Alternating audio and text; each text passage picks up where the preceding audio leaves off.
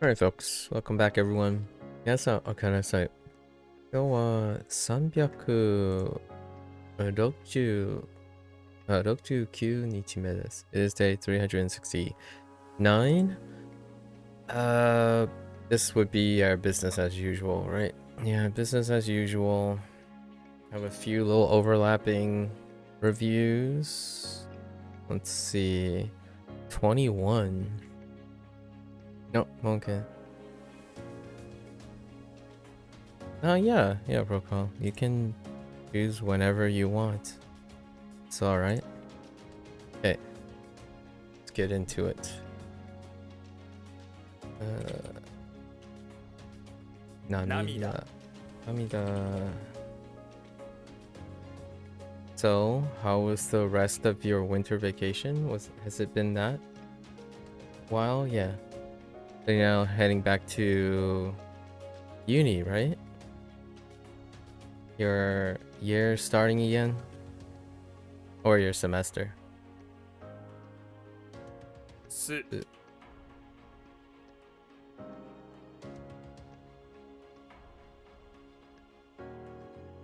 さわ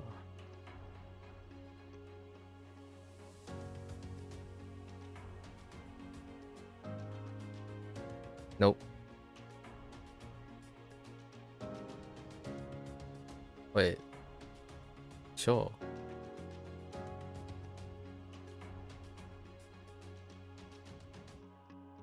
What do you think this is sure?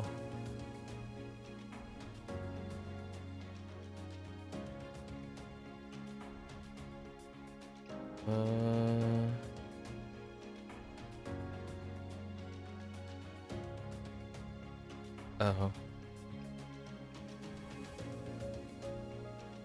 公園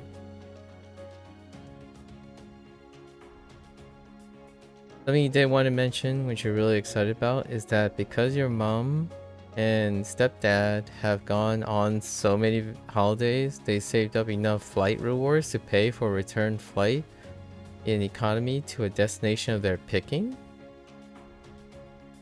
They saved up enough flight reward points to pay for a return flight in economy to a destination of their picking. So how's that going to be used? Interesting. Go on, go on.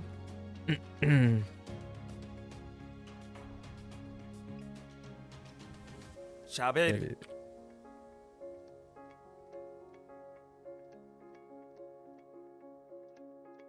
ひそかそうか。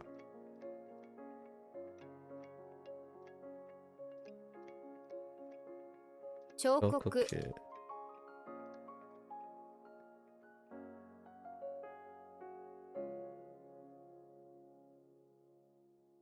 紹介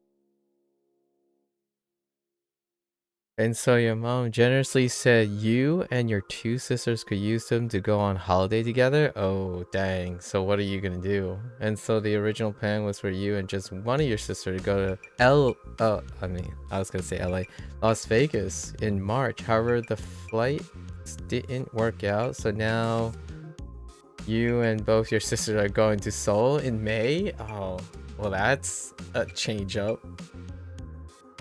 Intriguing. Seoul, huh? So what are you gonna plan? Are you gonna try to learn Korean in the next like 2 months? I'm kidding, but as far as I know, I believe Seoul, yeah, pretty friendly in that department. What we're gonna do in March? That's not. Oh, in May. Yeah, you got some time. Also, your Wi-Fi had been atrocious recently, so you may miss a few seconds of streaming here and there. Just so you know, if I respond as though I didn't hear you, it's because of lag. Oh, that's perfectly fine. I'm sure you can fill in the blanks.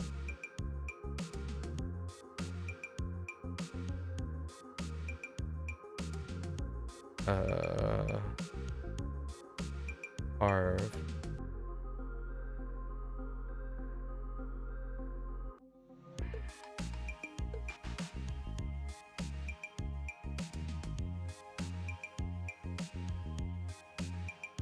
To carve.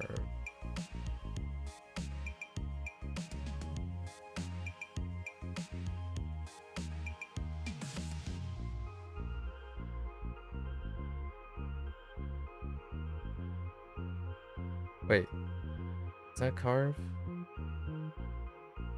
Yes.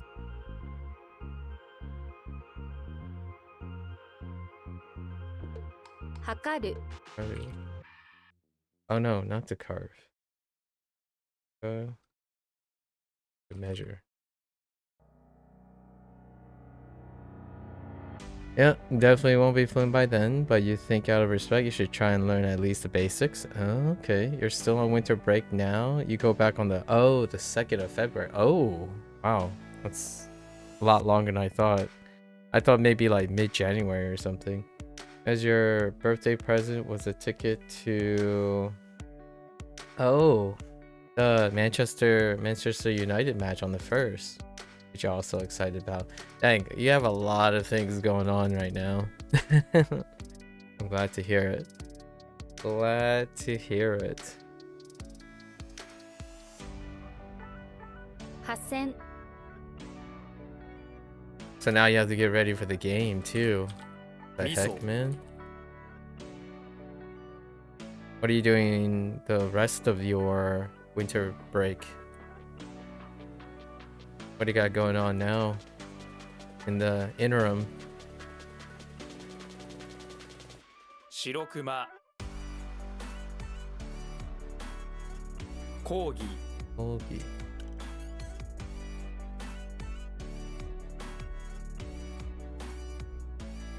夜 To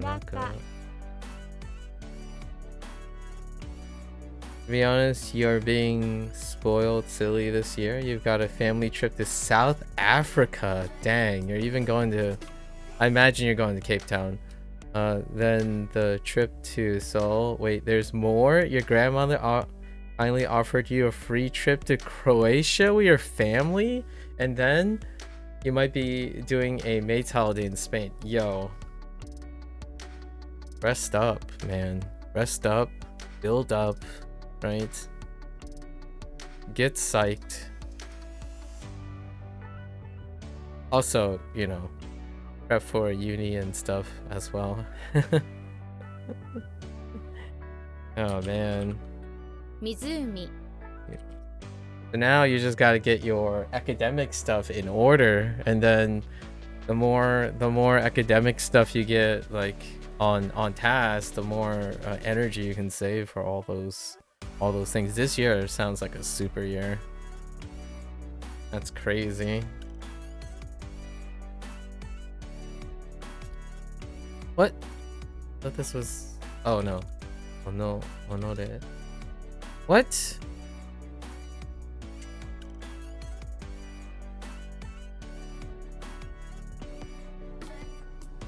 I think it's Hono. I was pretty sure it's Honore. What? Flame? Oh no, wait. No. It's Hono. 炎 Hono. Well, now I wouldn't be surprised if there's something... I don't even know where you're going. So let's see. So you have the match in February. Now you have the Seoul trip in May. Your South Africa trip is somewhere in the year, in holidays in Spain. Curious. And then the Croatia, yeah, man, you might as well just spread them all out. Are they like evenly spread out? What is the deal right now? So many. And you're currently focusing on your assignments, which are due in about 2 weeks. I see. You don't generally get stressed about planning holidays, as you're just giddy to be going on holidays, no matter the specifics. It's definitely one excellent way of approaching holidays. But you can't say the same for your sisters, as they already some stress about planning the holiday in Seoul. Yeah, that's the thing about holidays. Or vacation. South Africa is in April. Croatia is in June. And yeah, it's Cape Town. Lovely, lovely. And then I guess the holidays, then you're looking at the later end of the year for Spain, I imagine. Sounds like you're already becoming a globetrotter before your middle ages.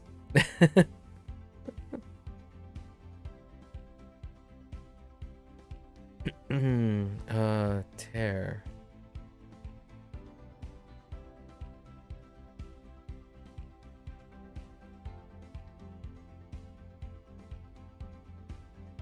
Yabu. 剣道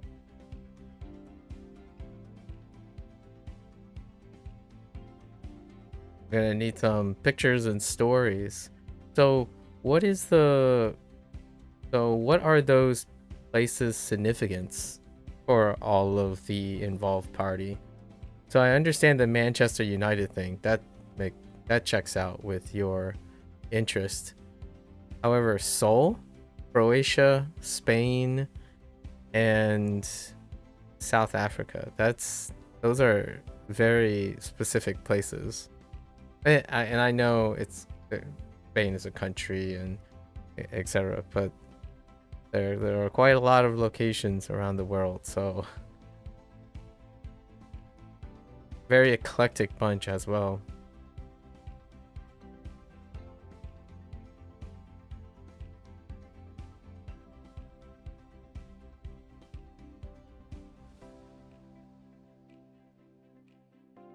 Oops. 砂漠 MAKU.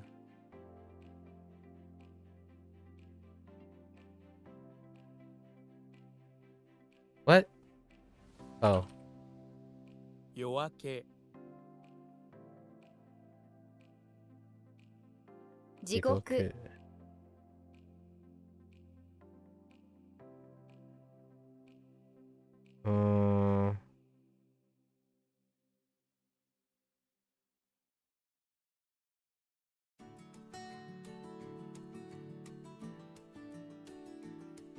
社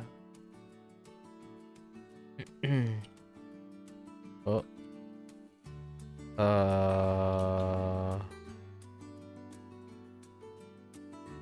田舎 Okay.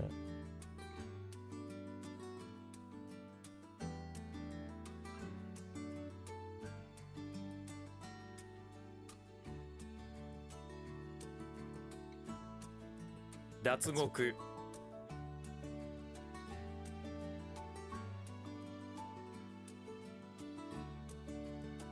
Your eldest sister was the one that seems the most interested in going to Seoul. I see. And you think South Africa is due to your mom and dad, your stepdad going there before and thinking it would be a good family trip? I see. You know about Croatia and Spain is because your friend's uncle has a villa out there. Yo. All different reasons, and that's fantastic. Like, as much as I don't want to throw shade at other examples, but I often ask people who like globetrot a lot, and they would specifically say the same reason for all of them, and it often sounds like I suppose that's interesting, but it sounds lovely. I find it a far more, like, I'm a little biased, I find it far more interesting when there's a lot of varied sentimentality involved in the trip and understanding, like, trying to come to sympathize or like grab the essence of the trip. Like, it's not simply just to enjoy yourself. I understand how that sounds, but also there are other people accompanying you and whatnot. Globetrotters, when I hear it's like, oh, you know, I just want to see the world, and I'm like, okay. And it's like, why'd you go here? I just want to see the world. Like, all right. Kind of like a vibing trip. I totally understand that. Like, when you vibe around the world, it's great, but you can do far more. People can have far more motivations than that. Your sister's really interested in Korean culture. Your sisters, both of them, I see. Interesting. What are your interests in Korean culture, if any, at the moment? Perhaps in the next, perhaps this is the year where you delve deep into Korean culture, or any of the other cultures that you have in line at this point. What are your familiarities with any of the above?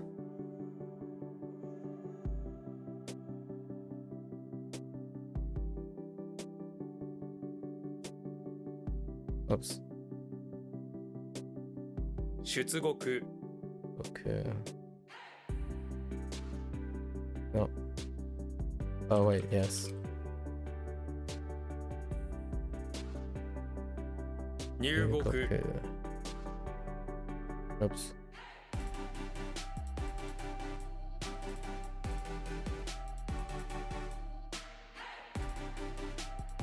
Oops. 便秘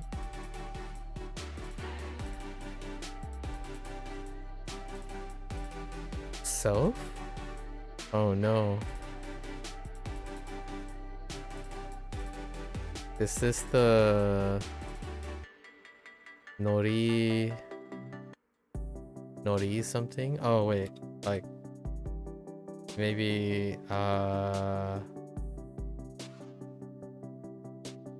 no. Anore? Ano something.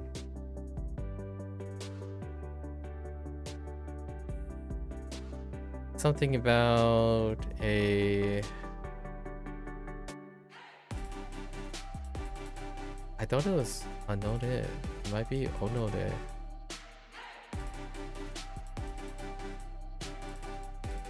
Yes. 己 Or oneself.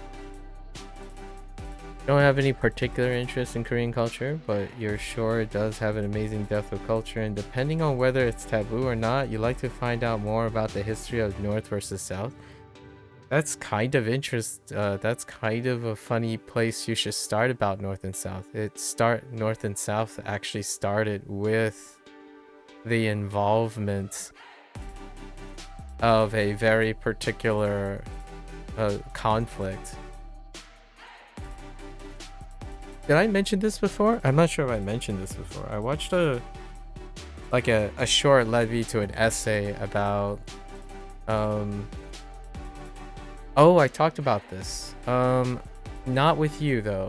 It was brought up with when we're talking about Dogen and his like open statement about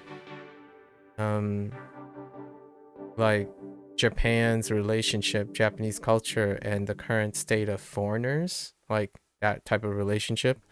And it kind of tied into the background, one of the political issues that are facing Japan actually deals with its like kind of clandestine relationship with Korea.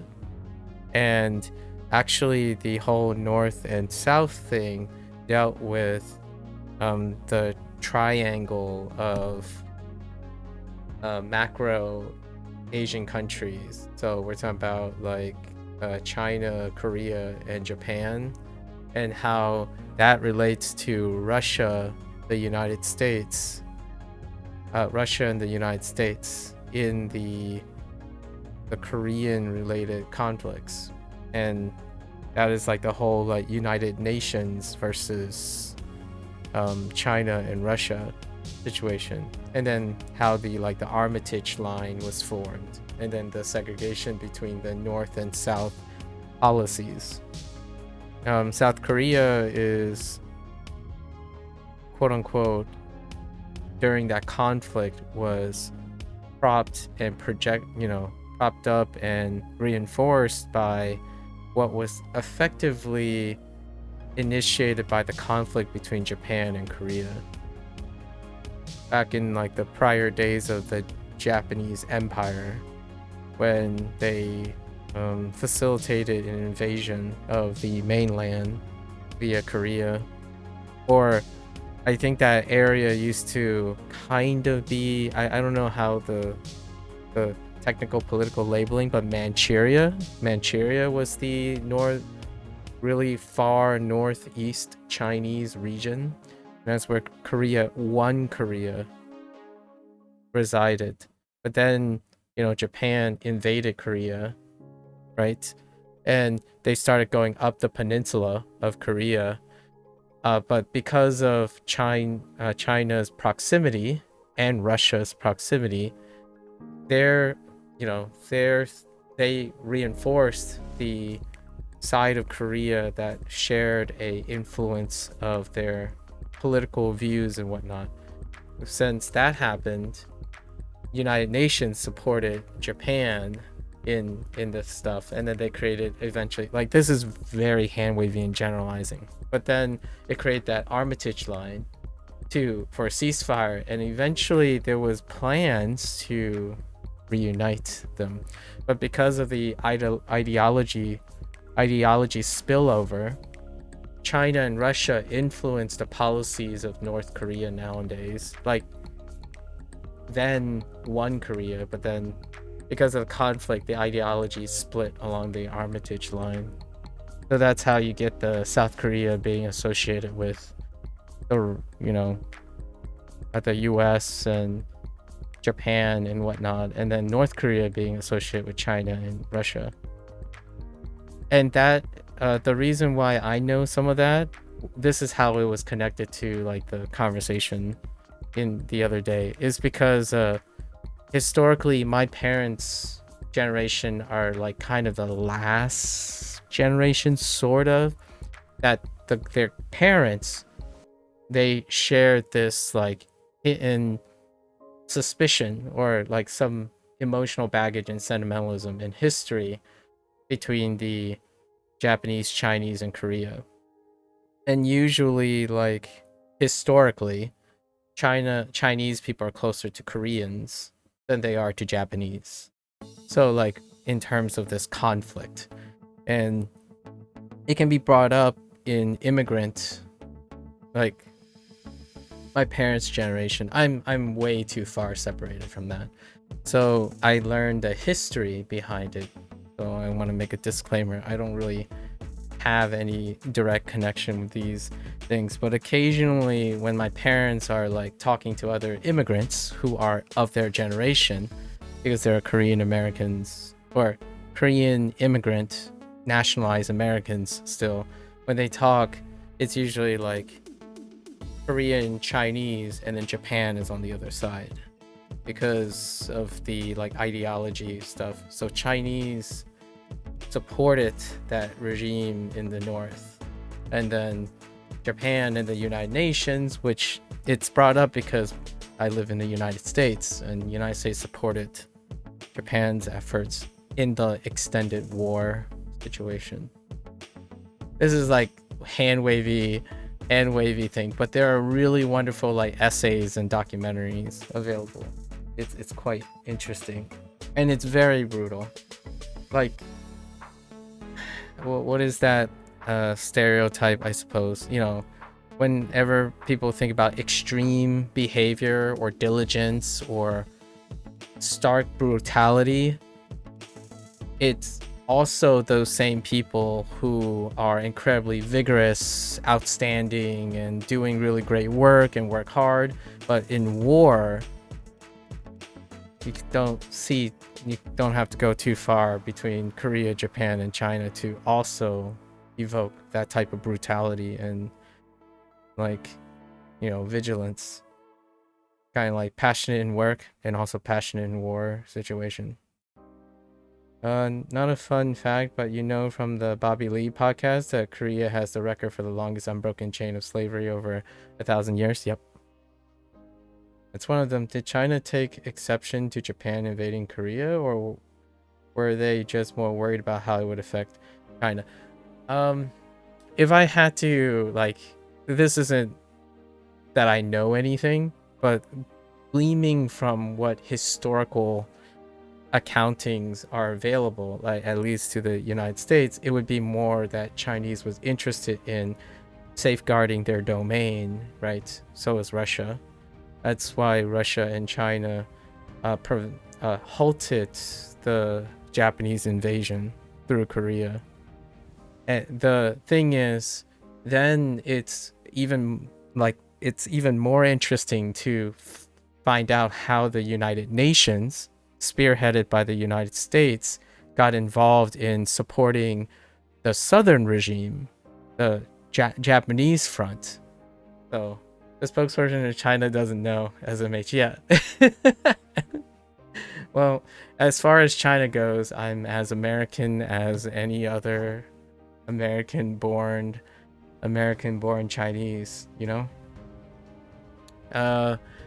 The interesting thing is, though, from the US side, you can hear, as a Western culture, like if you're outside of China, you can hear the US side. Greed is probably the reason of the United States. I think it was political power still. It was soft power is a good argument. Soft power is often typically a good argument, but typically it's probably the precedence of like preserving, because remember that this is also after the United States have relations with Japan in some way, right? At least, hang on.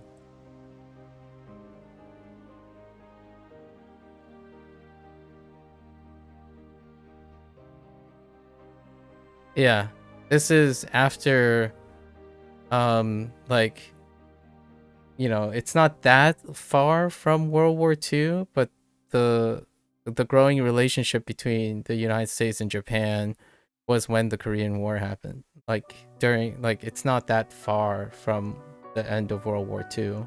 So oftentimes you're going to make the argument that whenever there's a allied nation, it's more like the alliance thing happening again, but this is post World War II. So you could make an argument outside of greed, it would be political precedence, right? It's kind of like symbolic in a way. So in order to foster relationships or mandate relationships, am aware during that climate that the United Nations is a thing and China and Russia is not, right? So it might have been an ideology. You could argue that it is also forwarded by ideology. And that's interesting in my opinion from a foreigner perspective, because that's what North Korea and South Korea kind of symbolizes. It's unfortunate that that's what came to be, as opposed to a unified Korea and whatnot. But you can see how South Korea and North Korea kind of reflect their exposed ideologies, both politically and possibly spiritually. I'm not too well versed in, well, you can't really tell too many things in the China, North Korea and Russia situation outside of, as a foreigner, right? So however, you can definitely look up motivations and whatnot of the US, but I would say outside of greed, it's more like political alliance, right? I mean, if you think about it, so many foreign wars, for example, conflicts, deal with maintaining political ideologies, like alliances. And I don't see how that has changed post World War II. You prayed USA just leaves Greenland. I have no comment on those things, but you can't remember his name, but there's a North Korean war hero that massively helped out Korea as a whole during maybe World War II, but apparently due to him being North Korean, South Koreans are not willing to appreciate what he did. It's a tough time. Yeah, it's a very tough time.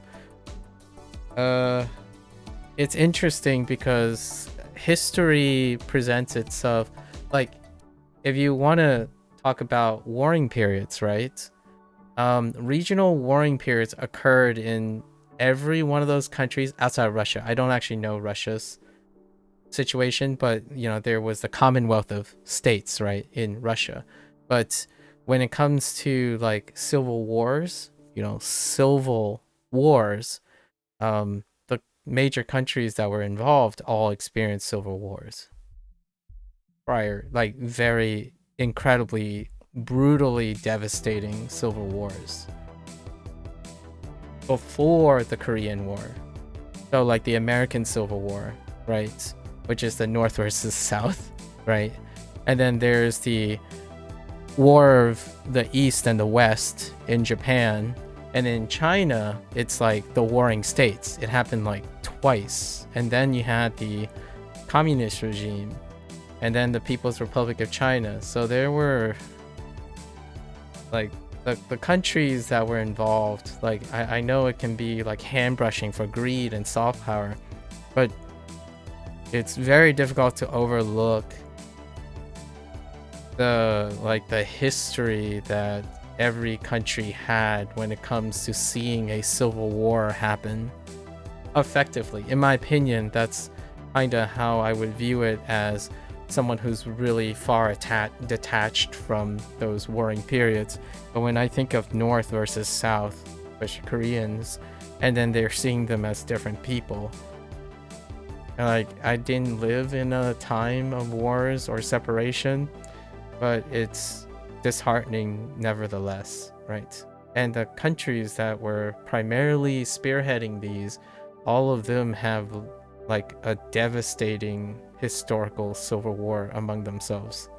Like the Tokugawa shogunate period was devastating, like the East versus West Japanese conflict. That's kind of where the Kyoto and Tokyo situation was. It's along that line where when Japan was split in half, and China was split in like 5 regions, or 7 technically, before the first dynastic period. And then the dynastic period also experienced North versus South, which was like the Mongolian, the Khans, and then going south.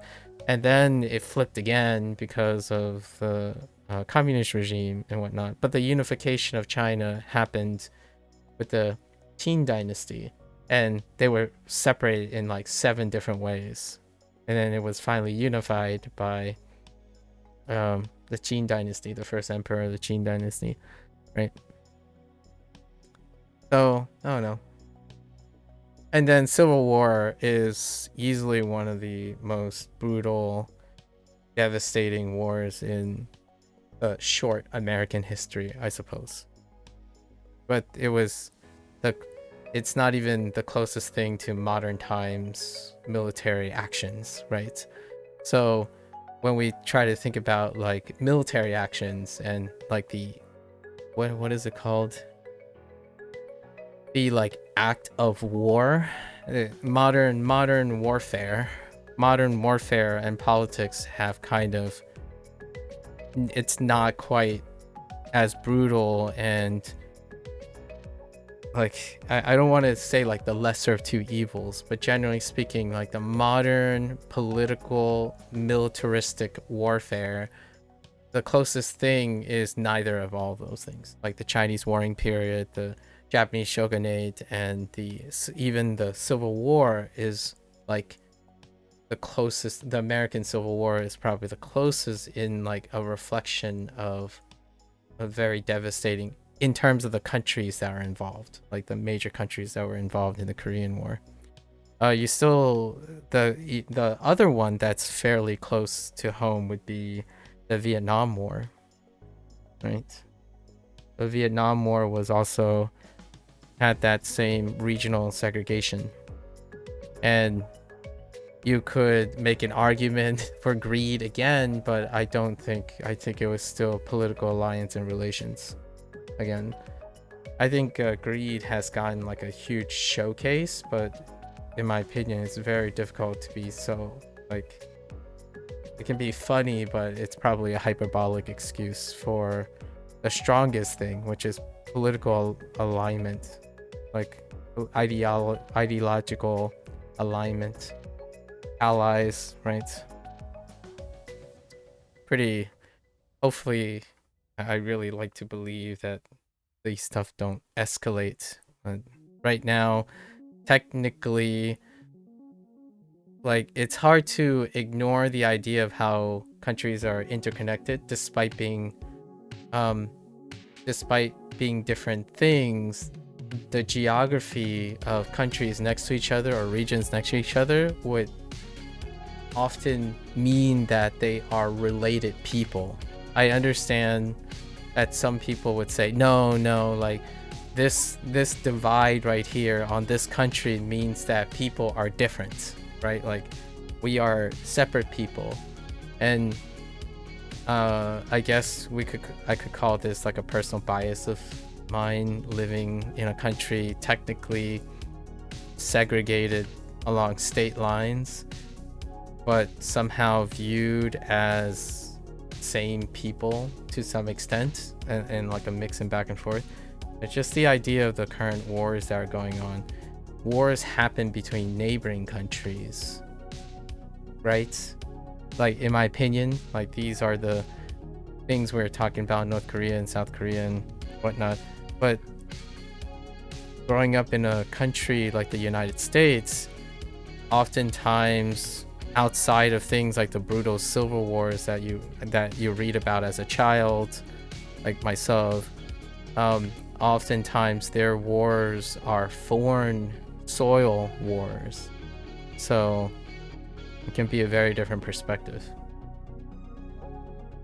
You have a hypothetical for me. There's two people. The first person was walking down the street and encountered a rabid dog, so they are running for their life away from the dog, and after a while they escape with their life. The second person was in the exact same situation, ran for their lives just as the person one. However, it turns out that there was no rabid dog chasing the second person. They just imagined there was.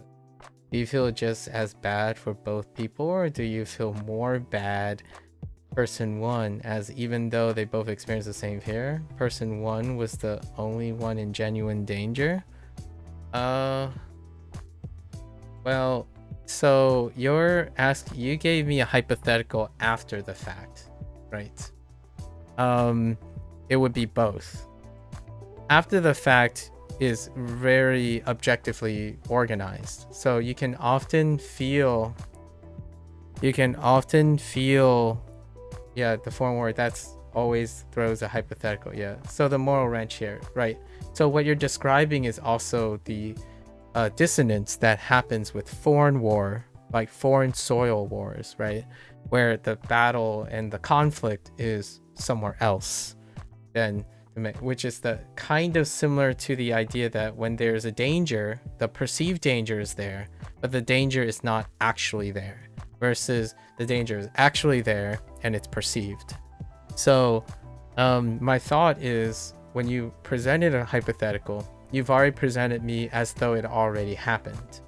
So if you're thinking about something that's already happened, that's kind of like reading history, and that creates a calmness. It creates a delegation or objectiveness that there is weapons of mass destruction in Iraq, yeah, for example, or weapons of mass, you don't have to say Iraq, but like weapons of mass destruction in general, right? Nuclear deterrence is the name of the game here. But the hypothetical is presented afterwards. So the answer is both. During the uncertainty of everything, fear is equated. You respond to the action as it happens, right? So yes, I would feel bad for both people. Without the clairvoyance or the foresight that one is actually in danger or not. That's how one would realistically portray human actions and decisions.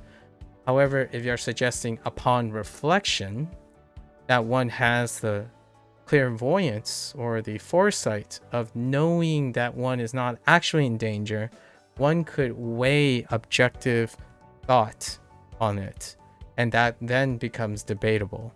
But since it's a hypothetical, you would put out all the situations first. But the real answer is, for myself, is I would feel bad for both, not knowing that the fear is real or not. Because fear can drive mass destruction, whether it's there or not.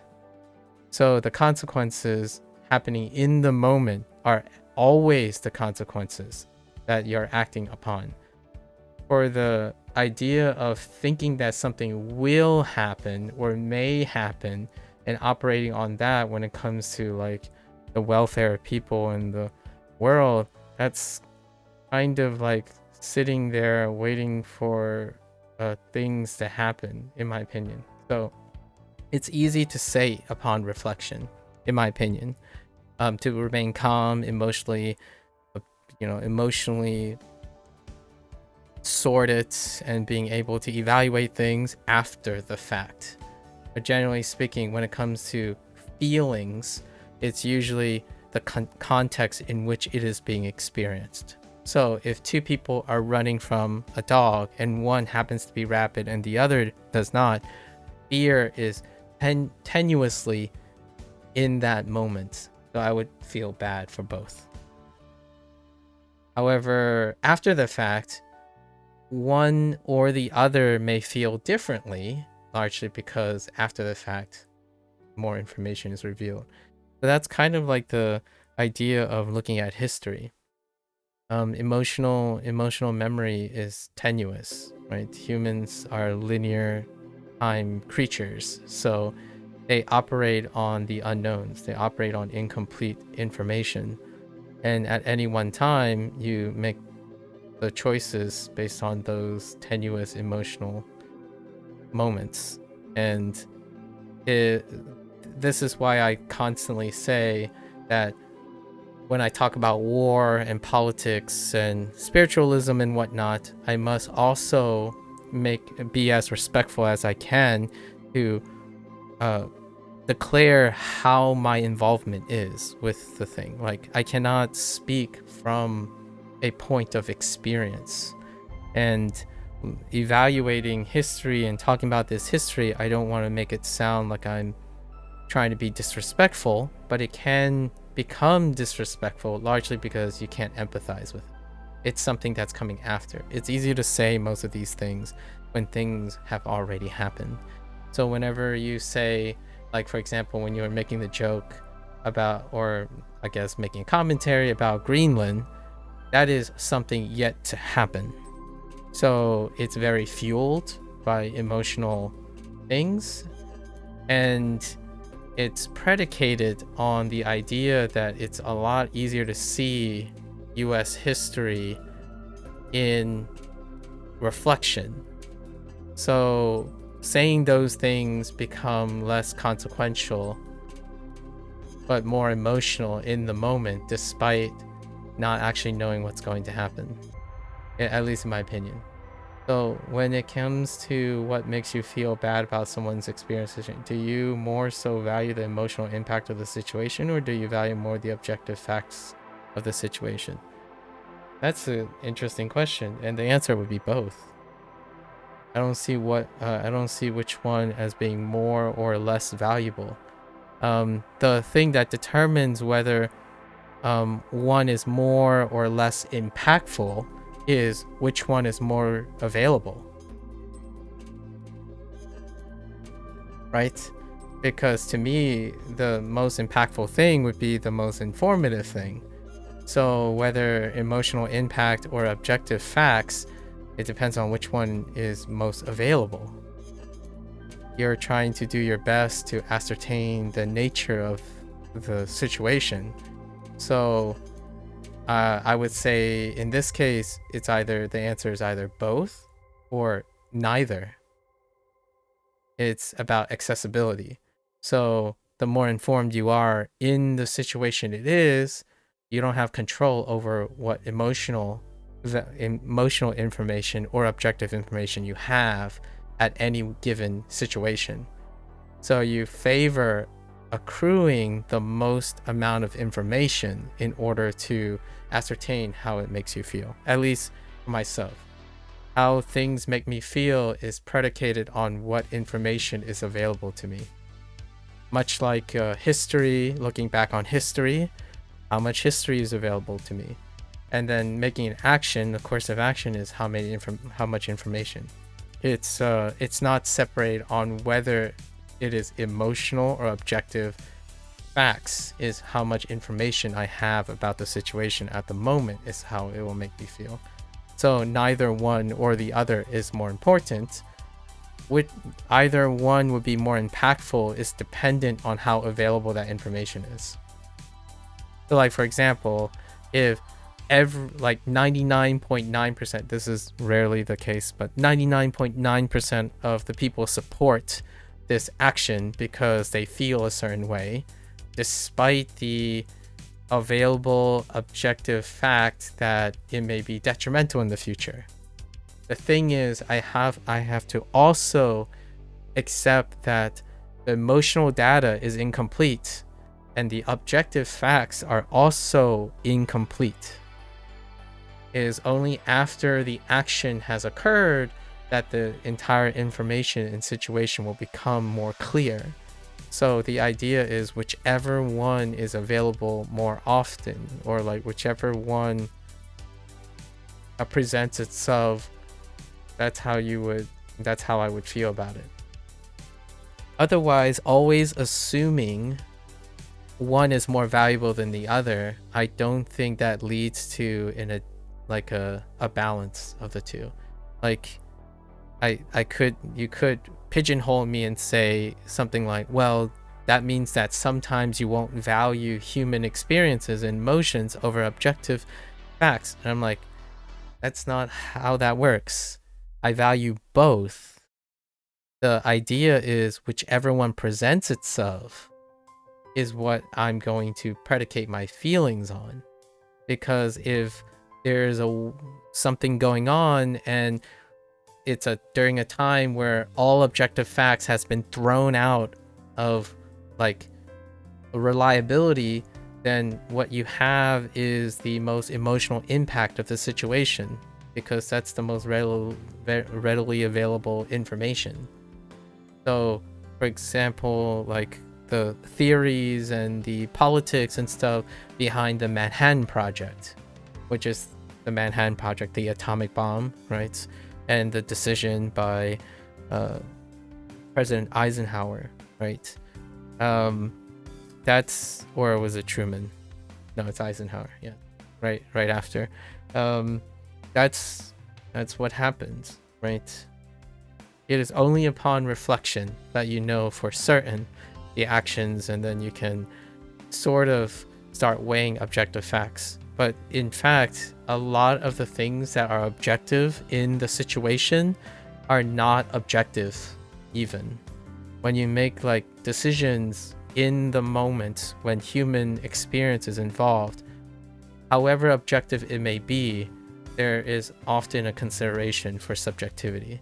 So decisions are made primarily on interpreting what is observed, which may seem objective, but the feelings and decisions made are subjective in nature because we are humans that make those decisions. So I would say neither are more valuable. The most valuable thing is whatever is available.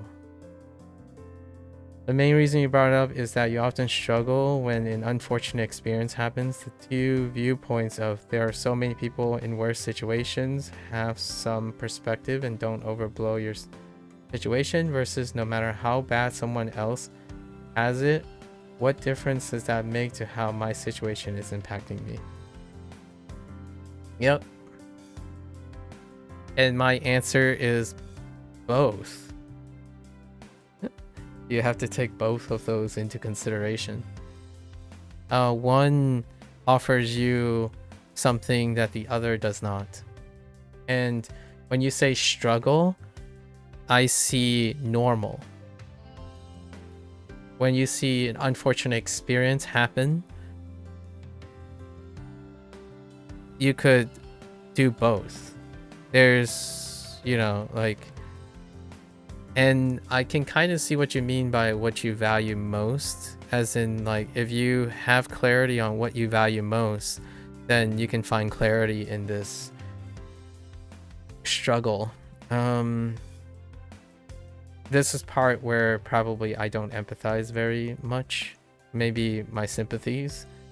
I see that struggle as something that must be maintained in humans, like as a seeing it as a negative is something of rejecting humanity, right? Like, for me, if someone truly only believes one over the other viewpoint, like it's like one or the other viewpoint, to me that sounds like someone who is going to spend their lives ignoring and conditioning themselves to believe that the other viewpoint doesn't exist, right? And that is a choice that they can make. I know we're talking about war, but maybe we can, for the respect of not, I don't know a lot about war politics and stuff and history, so to be like very as respectful as possible to other people who have experienced war and are in the middle of a war and being impacted by battling and stuff, let's talk about something like a little bit less maybe less of my ignorance, like something like making a decision, like someone tripped on the ground, right? When someone tripped on the ground, the viewpoint is, one could say, well, that person tripped, I'm glad it's not me. And then, or the person tripped and it's like, dang, I should feel I should help that person because I'm doing better, or that person's having a worse day than I am, right? So you got like many ways to view that, and the idea is, well, you could argue, like, I'll give a blend. I could help that person knowing that I was privileged at not falling down today and having a better day. Maybe one day that person has a great day and I have a terrible day, and they won't be thinking, well, that's okay, that doesn't really affect me. They might pick me up despite it not impacting their life yet, right?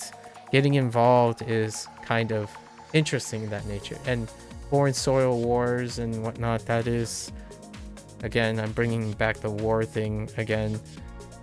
We talk about being involvement, like having involvements and whatnot. And then there's like the emotional and facts, right? Emotional and facts of that. When someone trips, the fact is people trip. You didn't trip today, so objectively speaking, you had a better day and it doesn't concern you, right? The moment it becomes emotional is that you involve yourself in that person. You go and help that person. Now you're emotionally involved, right? And that emotional involvement then could create sentimentalism, which causes like overblown situations or particular favoritism. This stuff, I think, for every decision you make or information you are given, it is, in my opinion, human to struggle with this. It is human to understand that these decisions have to be made whenever you observe something.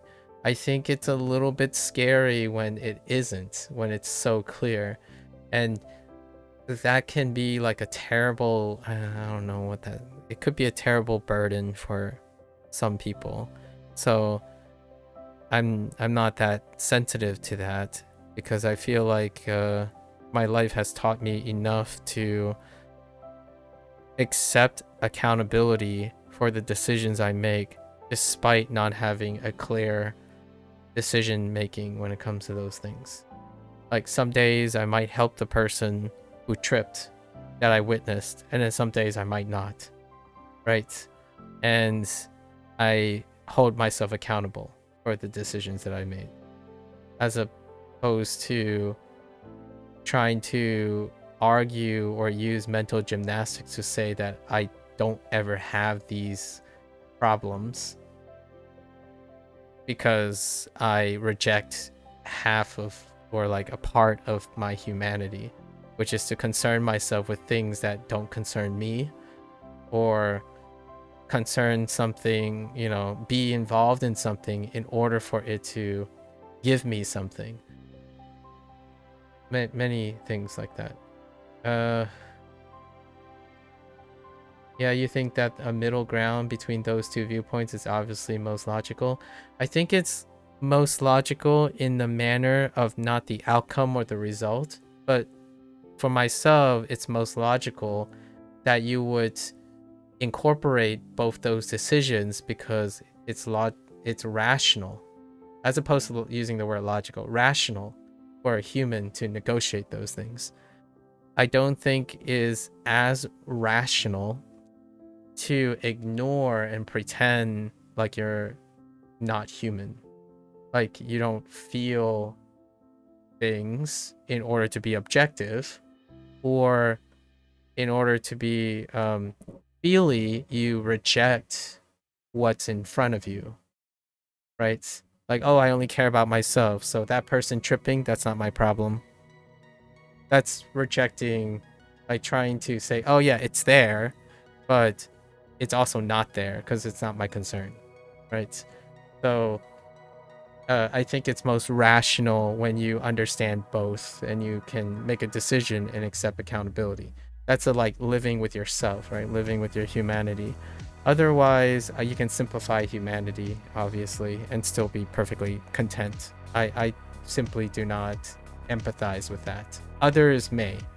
Like, others are fine with that. They would go and say, oh yeah, that person tripped, I laughed, and then I walked away.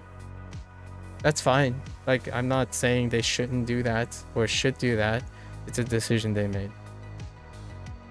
Also, a quick point on empathy. The political commentator Charlie Kirk died recently. Oh, I was unaware. And you keep seeing people saying that nothing... Oh, wait. Yes. Yes. That person. Yes. I was well aware of that person. Yes. Yeah, recently. When you phrase it as died recently, we know, like, I'm aware of what happened. And you keep seeing people say that nothing good was lost, and to back that view, they said he was immoral, and as he once said, I don't think empathy is a good word. We shouldn't say empathy. However, the full quote is, sympathy is a much better word as empathy requires a mutual understanding, which often isn't the case. That was just something that annoyed me, as they always cut off the second part of the clip. Yeah. Sympathy is probably... We strive for empathy. Like, for me personally, we strive for empathy, but it's like kind of trying to think about idealism.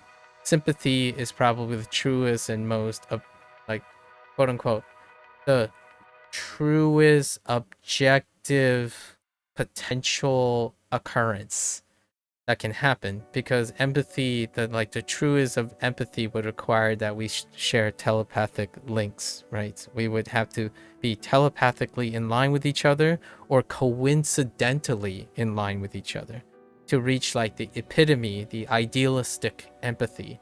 We would have to share our circumstances and our background in our lives, and we know that the longer someone lives, the highly improbable case is that empathy wanes over time as events happen and segregate and diverge, right? So sympathy is what I would say, the most realistic point of reach. One would want to reach sympathy, and then you strive for empathy when it comes to decision making that impacts mutual parties, right? Like, if you're making a decision and those who you impact on that decision would reach an empathetic point, but typically that is the ideal case. You want to increase and strive for empathy, but being sympathetic is the step that I feel like logically or rationally could be achieved. So oftentimes that's what I differentiate very carefully. When I tell someone, just because I can't empathize with you does not mean I cannot conceptualize sympathy for your position, right? Like, I can think of analogous situations in which I can develop that sympathy and strive for empathy for your situation. However, emotional intelligence, right? Emotional intelligence and emotional memory are tenuous. They are temporary. They are temporally dependent. So what makes me really angry 5 years ago is no longer the same anger I feel 5 years now. So when someone is really angry about something that's happening to them, that happened to me 10 years ago, I can derive sympathy from that memory. But striving for empathy is very difficult. There are actually very rare humans in the world. I forgot how rare it is. It's like 0.01% or something like that are born with emotional salience. I'm using a fancy word, sorry. Like their emotional memory is constantly like iterated so well that they can like feel all the things again. They can like legitimately recall the moments of those emotional encoding. For an average human, like, you know, the normal human, because there is a benefit, you know, pros and cons to all these things. There's a biological selection for why emotional memory is like tenuous and consolidated and temporary. Because imagine like getting angry and you can never overcome that anger. Like that is like, imagine having trauma and unable to ever overcome that trauma. That's kind of like a great way to see the functional trade-off of emotional tenuousness. So sympathy is usually quote unquote a gold standard when it comes to like making decisions that impact other people's lives. Empathy would be very ideal, but it gets less and less the longer we live.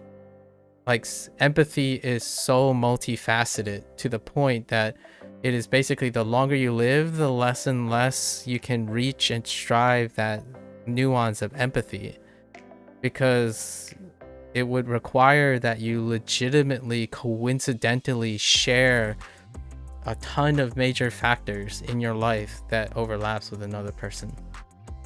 So to put it into scope, right? As your life increases, right? That means your experience increases. Then the odds of empathizing decreases, honestly. Now, when I'm talking about empathy, I'm talking about like in coincidence of experience. Some people may argue that when your life experience is accrued, there's another way to think about this. When your life experience accrued, it can generalize better. And I would agree with this. This could make it be an argument for increased empathy.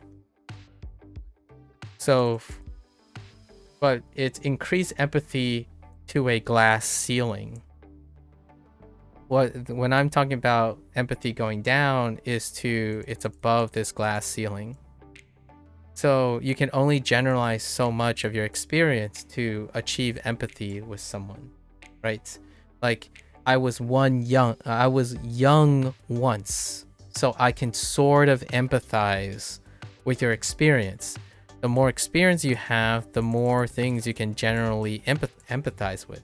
So that's kind of more like horizontal, right? Horizontal quote unquote progress.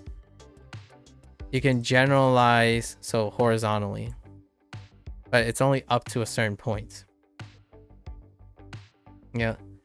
And then the empathy that I'm talking about, like we feel like brothers or we feel like family, that usually diverge. It consistently diverge over time. So what's happening is it goes down to this. So while you have more experience, it's going up to this. So it's converging. So most of the time, every new experience you have, instead of going up as you're experiencing longer, you're going sideways. and you're converging on an amount of empathy to some extent. And I actually refer to this as your like golden ratio. We'll just call it the golden ratio. Sorry, that's an art term. A golden ratio of sympathy. That's how I see it. So empathy starts really high actually, because when you pop out of your mother's womb, you're basically the most empathetic possible, because everything you experience will be what you empathize with, right?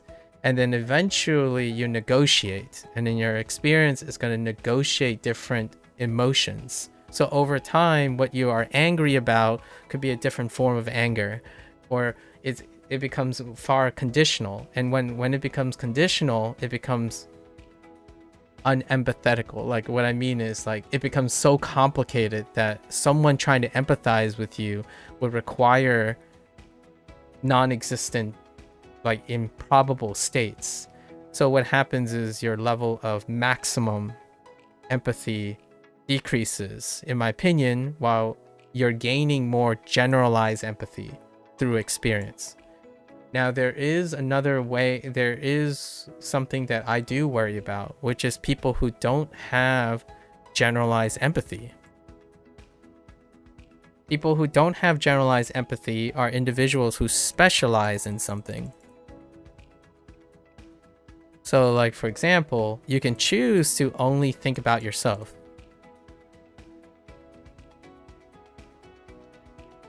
So if you only think about yourself, then your empathy, your generalized empathy, would be hindered because you don't have generalizable experiences. However, it could maintain a higher level of specialized empathy. Like, for example, relationships. We'll use relationships. I know I'm being like overly complicated on this, but relationships. If you have like a colleague and then you spent like 15 years on the same career, right? Same career. Or then you get married and spend 20 years together. That's a specialized form of experience. So your empathetic link with that person is higher. It's maintained higher.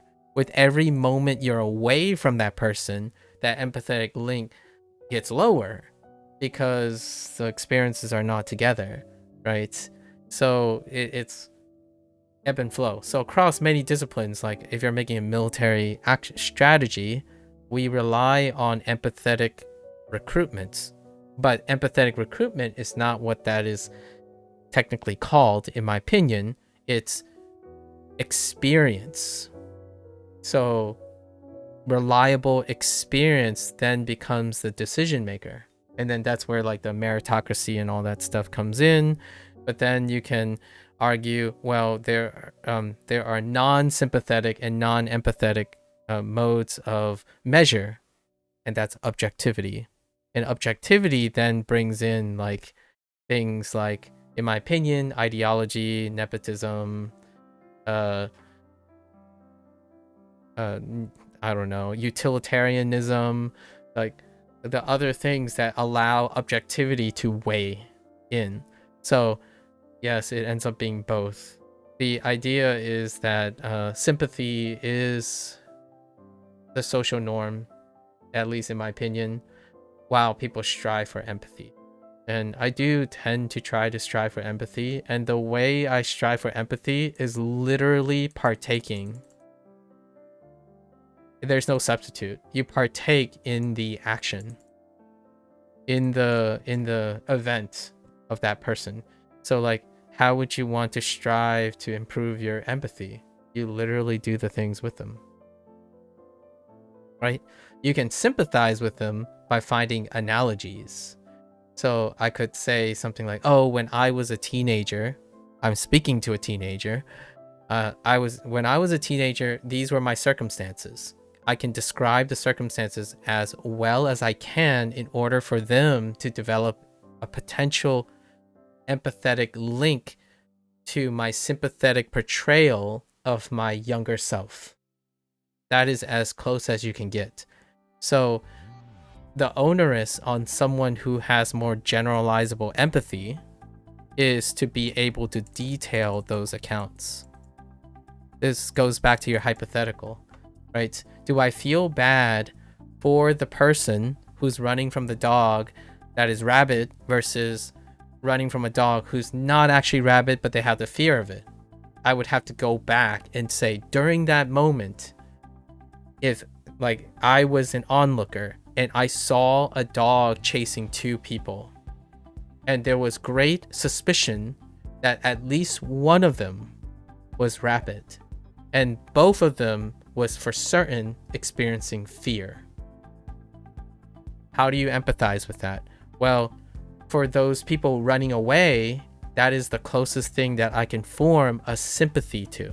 Like, as an onlooker, I would sympathize after the fact with them, that I was there witnessing them both empathetically experiencing the same fear.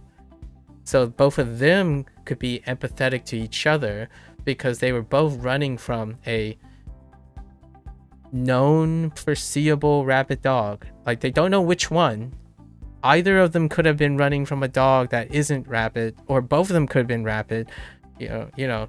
So the idea is those guys share empathetic links, or closer empathetic links. But as an onlooker who was not there, I can only demonstrate my sympathies by illustrating what happened in the past, or in a situation that was in the past. Or I could even elicit a memory in which, oh, I was running from a dog and this is how I felt, I think.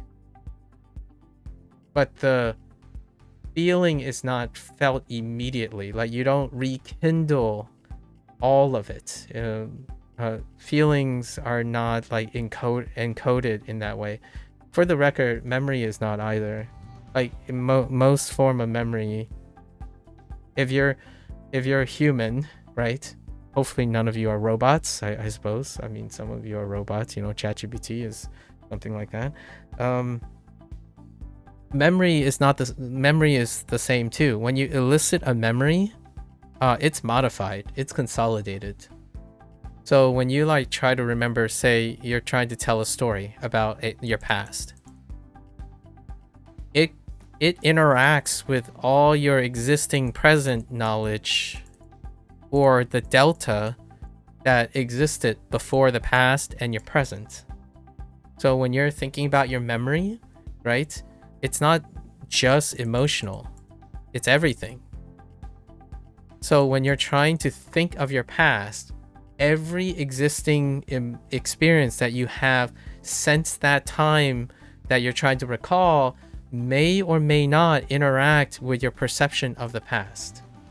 It is through recording and history, writing, and things that are static that one can form an objective reflection on the past.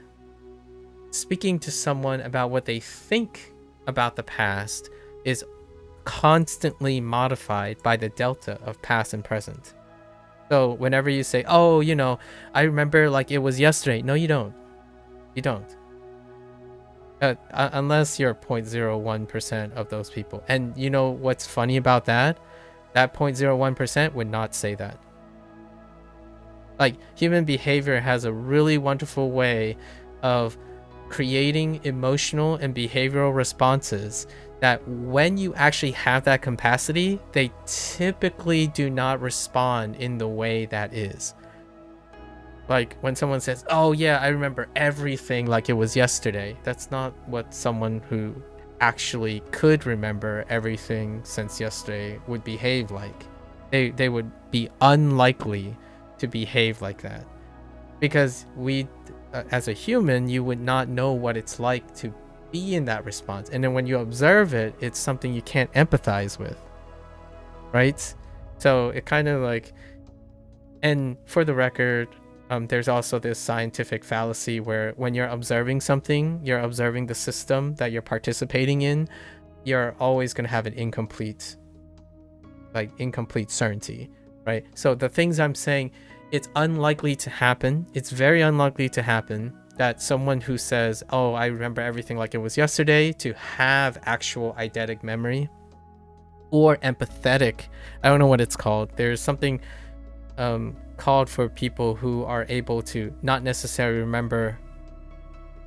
They don't like, it's different. Like the people who can recall emotional memories really, really well, or like even identical, that doesn't necessarily mean they can recall intellectual memory, like eidetic memory. So it's kind of like I forgot the person's name, but there is actually a content creator who wrote about it. They review games. I forgot who it is. They have this like ability where if they get triggered, they can feel all the emotions again. That's different from memorizing everything. So it's the emotional parts that trigger all their memory, not like the actual environment that causes them to elicit the memory, and then that memory is attached to the details, as opposed to the details that elicit the emotions. So like, for example, when someone says, when was the last time you felt sad? Well, you would first think about a situation in which you would feel sad. So you would think about the situation and the details, and then evoke how sad you would be in there. Like it's kind of a little bit different, like, because when you're sad, like if something triggers your anger, sometimes it can trigger a memory of something, right? But generally speaking, when you think about it, a lot of times it's the details. When you're recalling something from memory, is the memory's details is what elicits or associates its emotion, because emotion is fleeting. Emotion gets lost the further and further away it is. For the person that I'm describing, the emotion elicits the details of the memory.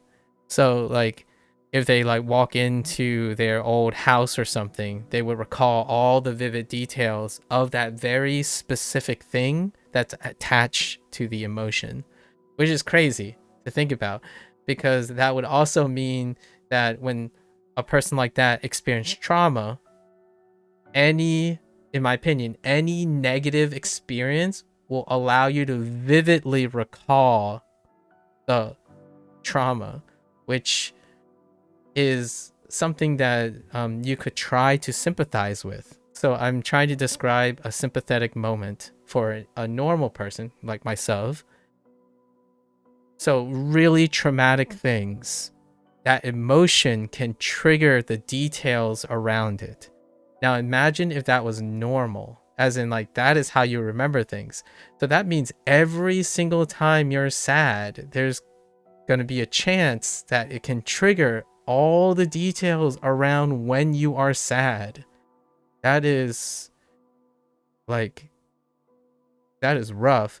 However, if humans did actually think that, I mean, you could reach an empathetic link. It is a because you could elicit one form of, I don't know how this would work or operate, but technically that would be closer to empathy, right? It's emotions first, but typically it's sympathy. You paint the situation and then you kind of try to remember how you would feel in that situation. So if, someone shoved you onto the ground, you would think, okay, well, if I got shoved on the ground, I would feel this way. And that's sympathy. Like, that's sympathy trying to reach empathy, right? So it's interesting. It's fascinating. However, people like that are really rare. So like the emotion thing. Could you confidently say that if you tripped, you would get yourself back up before you helped someone else that tripped at the same time? Well, I can't. Well, this is where logic takes its course. I have to get up in order to help that other person.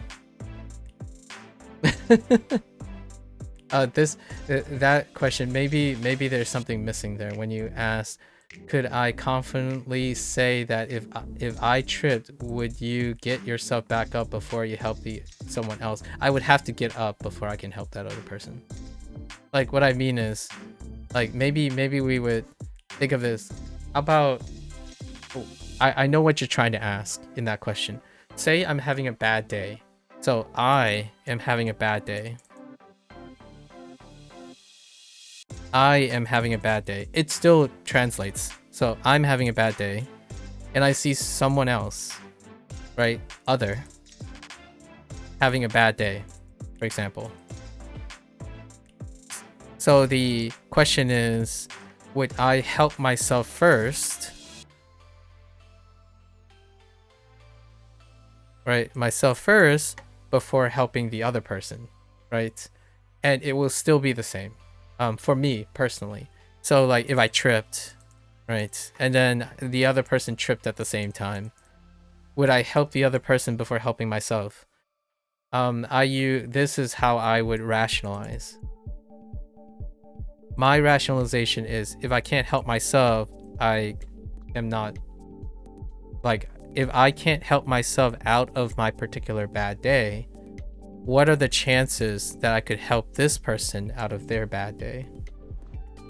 And that's how I would go about it. So the tripping thing is already answering its own question. If I can't get back up, right, like tripping, say these tripping, it's assuming one thing. The tripping are equal to each other, right? If they're equal to each other, that means if I can get up, I can help that person get up. That's empathy.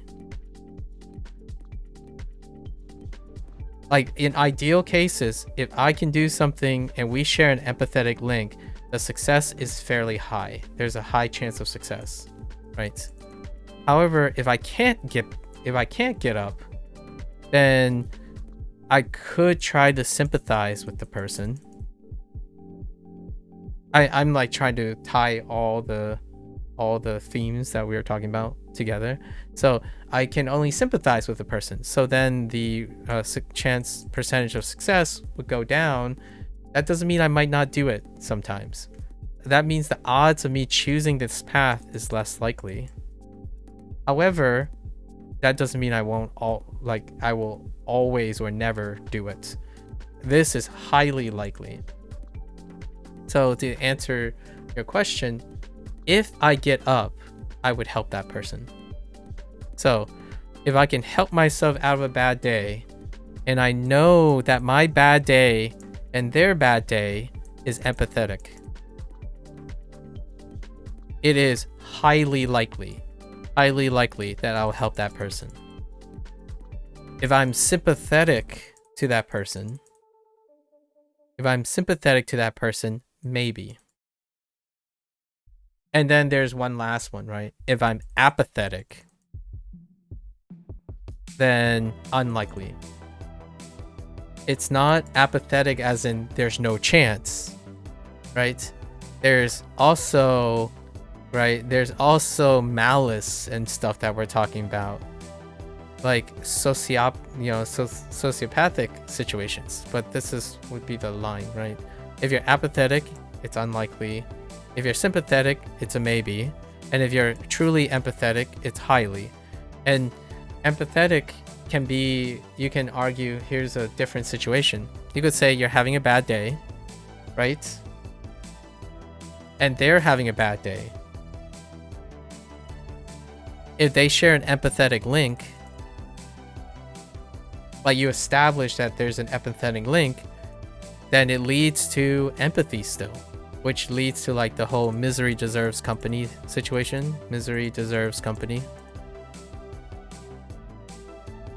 So empathy still reigns ideal in those cases. Like if two people are coincidentally having a bad day, they can still reach an empathetic link more than a sympathetic one. It's when like this type of situation is most applicable when someone is experiencing something and someone else isn't. So to answer your question again, going back, is that if I have gotten up from tripping down, then I am no longer in the state that that person is. So if that person is still on the floor when I get up, I can sympathize and reach out and help that person. right? And if the closer my experience is to that person, the stronger the empathetic link is. So if I tripped, right? If I tripped and that other person tripped at the same time, but I got up in 5 seconds, that person is still on the ground at 5 seconds, right? Then there's a chance I still have an empathetic link. With every passing moment, it goes down to sympathy, right? So the odds are, if we both tripped at the same time and I got up, I would help this person. Because the empathy is still there. The memory is not fleeting. The emotional impact is not so far away that you have to rely on sympathy to want to help them. How does this work when you are normal? Like, say you didn't trip. You didn't trip. Now you're going to go back into your memory and say, how long ago did you last trip? How long ago did you have this memory? Because that would dictate how much you can empathize and sympathize with the person, right? If you trip like 50 minutes ago, for example, then there's a higher, in my opinion, there's a higher chance you may help this person. If it was like 5 years ago, then you have all of that time to create interference. Like any form of things. Like you could even laugh at the person. Because the last time you remember something tripping was like a comedy act or something. Or for gags. Or how something, whatever your memory, you have all this time to form new memories in between the time you recall and elicit the experience. So that's actually kind of how I think about it a lot of times, like emotional memory. So hear me out. How do I like get better at, or try to raise my success at being quote unquote in touch with people's problems? You engage in those problems. You remind yourself, but you're not like trying to embrace it with true empathy. Like, for example, if someone has a problem, they present it, you're trying to engage in that problem with a different set of skills and emotions, so you would have a different outcome. So it's often a balance between empathy and sympathy, like somewhere in between, that allows you to create like a balance between how can you change the subject's situation without being in that situation, because you kind of don't want to be in that situation. Like if you're helping someone with a problem, so you create that problem for yourself, but you go about it empathetically. That means you create the problem and also have the same problem at the same time. That means like now it's not one person having the problem, it's two people having the same problem, right? So there is a give or take. Like you don't want, there are situations, in order to induce change, you're not trying to maintain the same thing. So I'm not saying that empathy is the goated, like goated or like an answer to everything. It really isn't. With it, if you have empathy 100% of the time, how do you have objectivity? Like if you're constantly empathizing 100% to everyone, you know, telepathically, right? If you're telepathic, if humans are by the way, Sense8, the show Sense8, it didn't go into this, but it would have been really fun to see the showrunners. The show got ended early and then some other things happened, but it would be really fun if they wrote something about that, where like if you share a telepathic link with someone, then you are one person, as in your actions and stuff cannot change outside yourself. So what happens is if you're miserable, then and you don't have a solution to it, then you stay miserable. It is through sympathy, right? It is through sympathy that you're able to contradict or like change the situation. So hear me out. It would be great if sometimes humans can truly empathize with another person, but at the same time, let's take it all the way back to South Korea and North Korea. The reason why, in my opinion, conflicts of interest exist is because it also has benefits. When something is inherently malicious, it can change through sympathy. It often cannot change through true empathy, because when you truly empathize with someone and their actions become reasonable. We can talk about, like, kidnappers, for example. Sorry, this might be a little bit simple. Kidnapping or addiction or abuse, right? These are all tough situations. If you end up truly empathizing with someone who is in these situations, then you will start to you would embody them. And that's not really how, that's one of the nice things about also not being able to completely empathize, because you can sympathize with someone and be able to suggest something different, right? Like, if you sympathize with addiction, you don't end up being unintentionally the enabler for that addiction. You sympathize for all the things that they're struggling with, but you also know all the things that person doesn't experience at the same time, like a life without addiction. So there is a give or take. Empathy often is most golden when people want to share lives with each other, like a partnership, for example, love, right? Family, friends, the good stuff. Sympathy keeps you rational, injects objectivity and rationality to compare and contrast, because sometimes when you sympathize with someone, that is what you need to do in order to help them. Because if you can't, so when I say, oh, if I trip and I would definitely pick this person up, that might not always work for helping someone with like a greater thing, right? If someone is experiencing a trauma and your goal is to create that same trauma for yourself so that you both can be traumatized together, that will generate empathy, but it will also obfuscate all of your other things. What's a great example? And I'm gonna say this very like with respect to all the people struggling. Parents, when they see a depressed child, their child, depressed own child. So if there's a very strong empathetic link, right? Then you might not see it. If the child doesn't see the depression and the parents are empathizing with the child, then there's no depression. Right? This is what happens when you get a therapist who doesn't share an empathetic link. They're not empathetic, but they can be sympathetic. So they are sympathetic because they have experience with other patients. They can be something that can help. So the answer most of the time is both. Again, which goes back to the war thing. When someone asks, like, what is more important, objective facts or emotional subjectivity?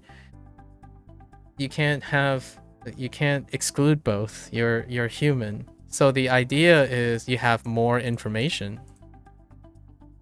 More information. That means more types of people. Right? More types of people.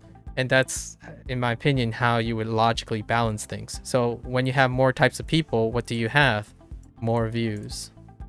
More viewpoints. Which is technically more information. So you're currently sorting out generalizations for your assignment. Oh, interesting. Funny that you say that just now. You argue it's a math term over an art term? Interesting. Fair enough. Also, with your assignment, generalization is very applicable as you want to generalize to avoid overfitting. Exactly. Which is also something you want to avoid when being empathetic. Exactly. So you're doing both. And you know, I know Procol that this isn't a great, to go back to like one of the first questions that you asked when you were sharing about, or not the first question, but the first statement you were talking about the struggle between multiple viewpoints. I sympathize with it. Okay? And if you want to empathize with me, the point of empathy is that you build your life around understanding that that will always be the case.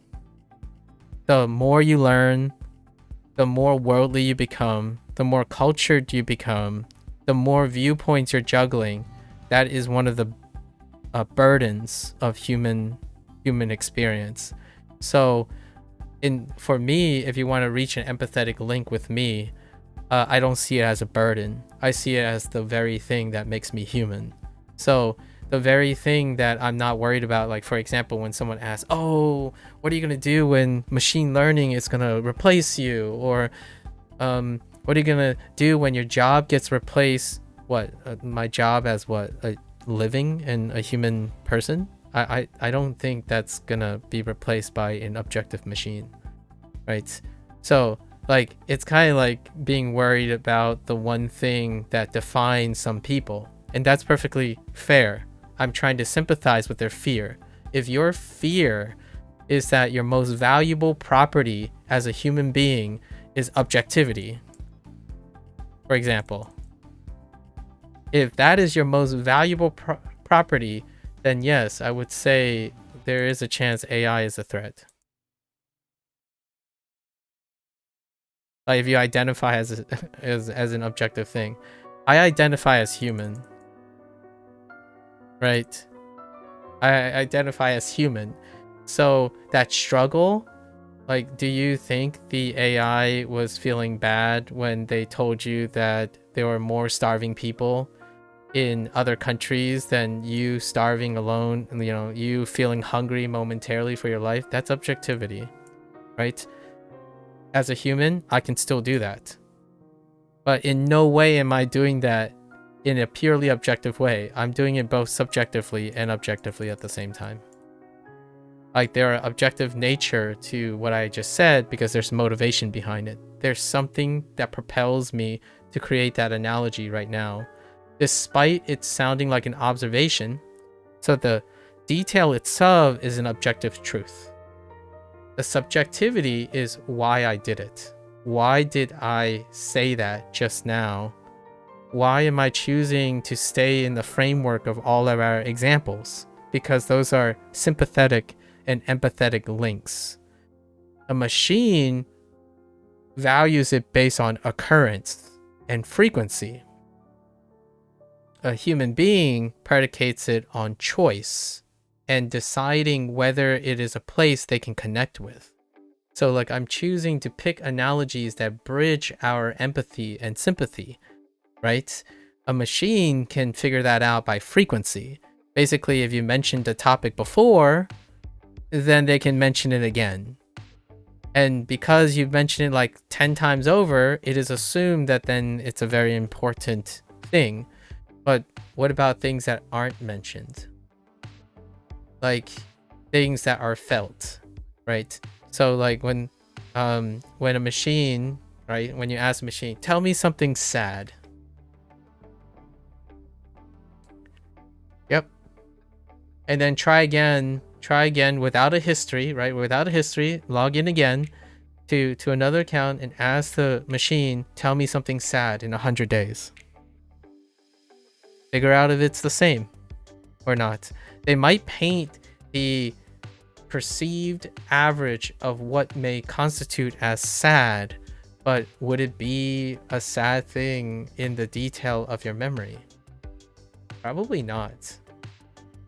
And that's kind of like the empathetic schism. Like if humans can't fully comprehend how to empathize with each other despite sharing similar qualities and struggles and whatnot, how is a machine created by humans and a line by humans going to be able to do that? I honestly, I'm talking a little bit out of my depth because I'm asking rhetorics now. I don't actually know the answer to any of these things. I might be talking even way beyond, overreaching a bit.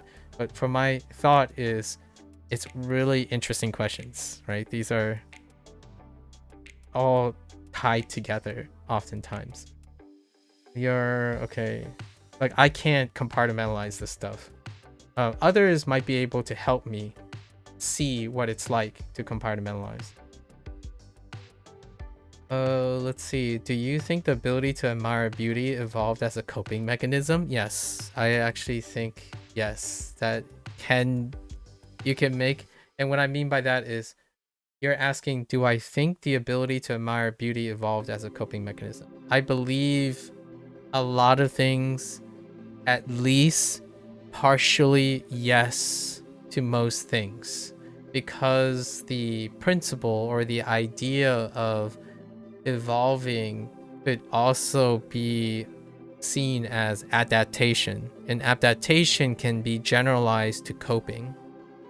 When you're coping, you're adjusting to change by trying to maintain whatever norm that you have. So inherently, to me, logically speaking, whenever you think something is evolved to cope, they can be partially overlapping in any case.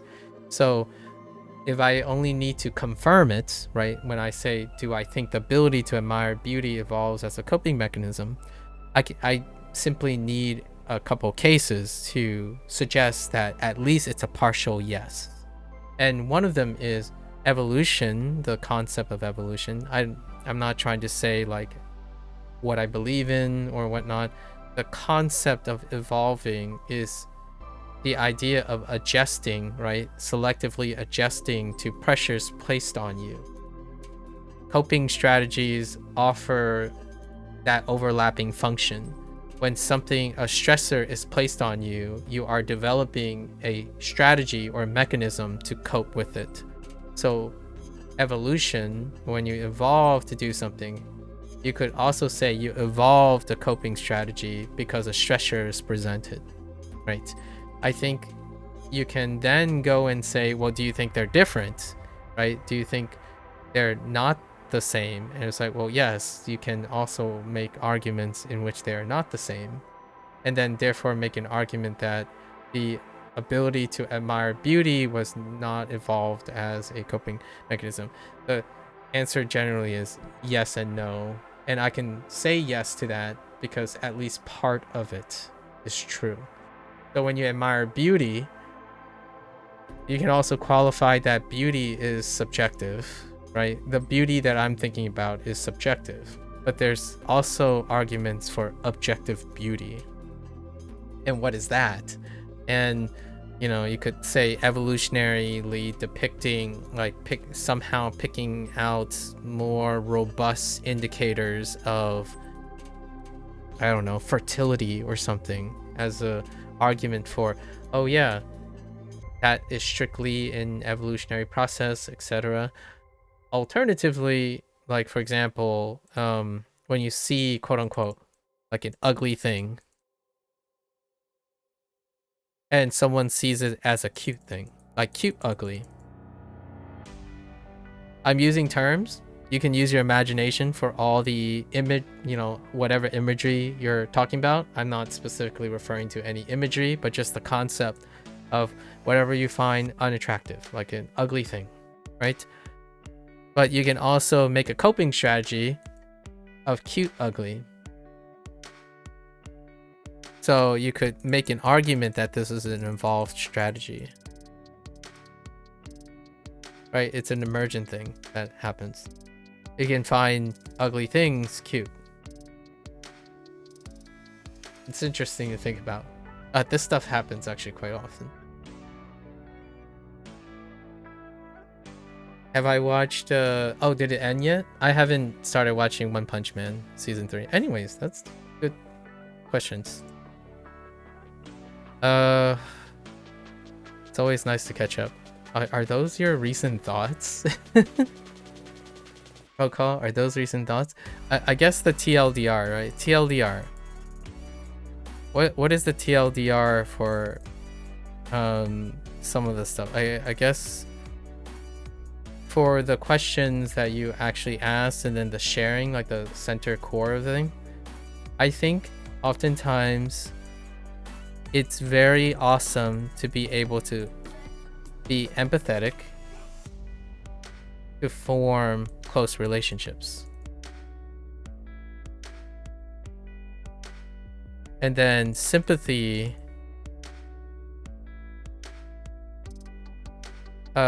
is kind of a measure of one's shared experience. So what I'm saying is, oftentimes it's not about this, because it's about a balance between empathy and sympathy.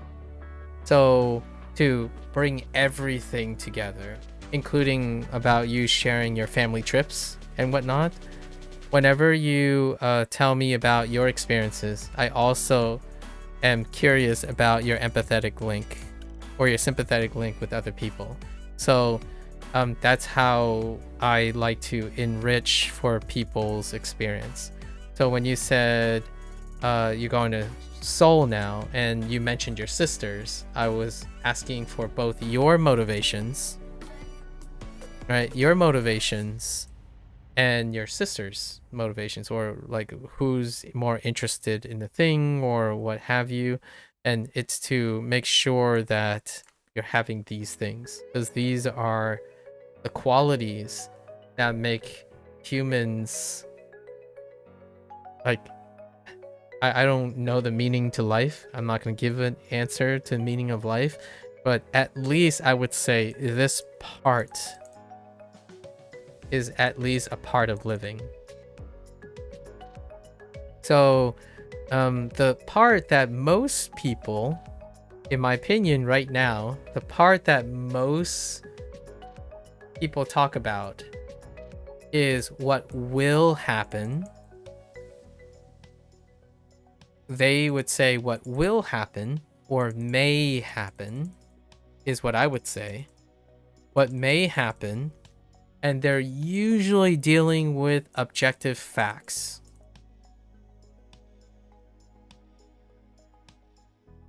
And I'm not here for that net speak.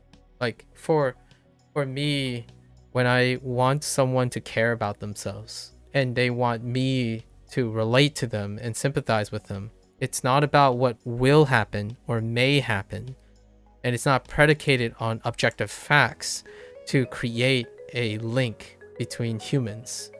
So for example, like I'll give you something like, oh hey, what are your motivations to going to Japan? Like right now, how do you feel? Like what do you have in mind right now? When I ask like maybe 100 people, I would say at least 80 to 90% of the people would say, oh, well, I'm gonna go to Osaka, for example. When they go to Japan, I'm gonna go to Osaka.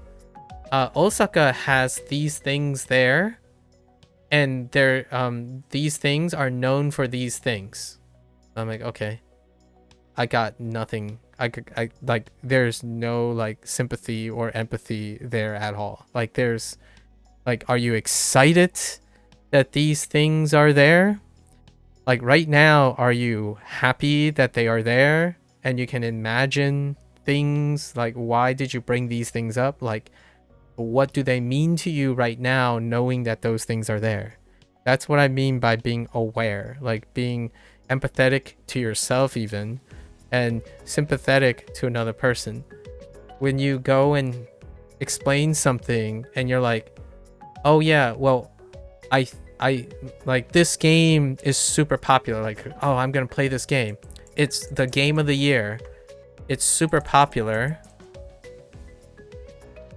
That's why I will go to play it, or I may play it, right? I may play it.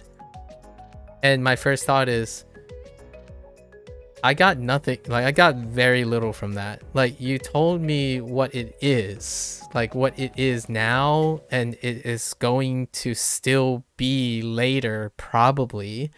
And you may or may not do something. So how do you feel now? Do you want to start now, knowing that it's Game of the Year? Like, why is Game of the Year important? Have you explained Game of the Year is important to me? Because what I'm trying to do is at least minimally trying to sympathize with you, but maybe we can reach an empathetic point. So the reason I'm bringing this up is net speak. When people net speak, right? Net speak and communicate,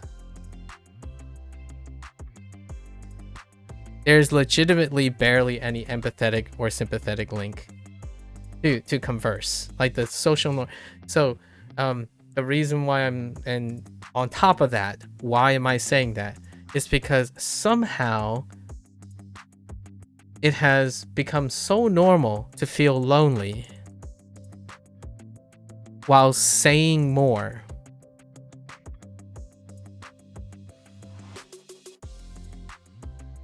And that's the current like symptom that, in my opinion, the current cognitive dissonance that I engage with quite frequently when someone's feeling sad or depressed. Someone says things like, oh yeah, I don't know why, but I spend like 300 hours trying to like maintain and answer video comments and showing people how hard I work, and yet I just feel like no one cares, even though and like no one even understands, even though I'm doing so much more and saying so much more. Because most of it is predicated on objective facts, and even facts that don't have much feelings at all, or facts that you're communicating that other people can see, but there's no communication of sympathy or empathy. Like there's like nothing to attach yourself to, right?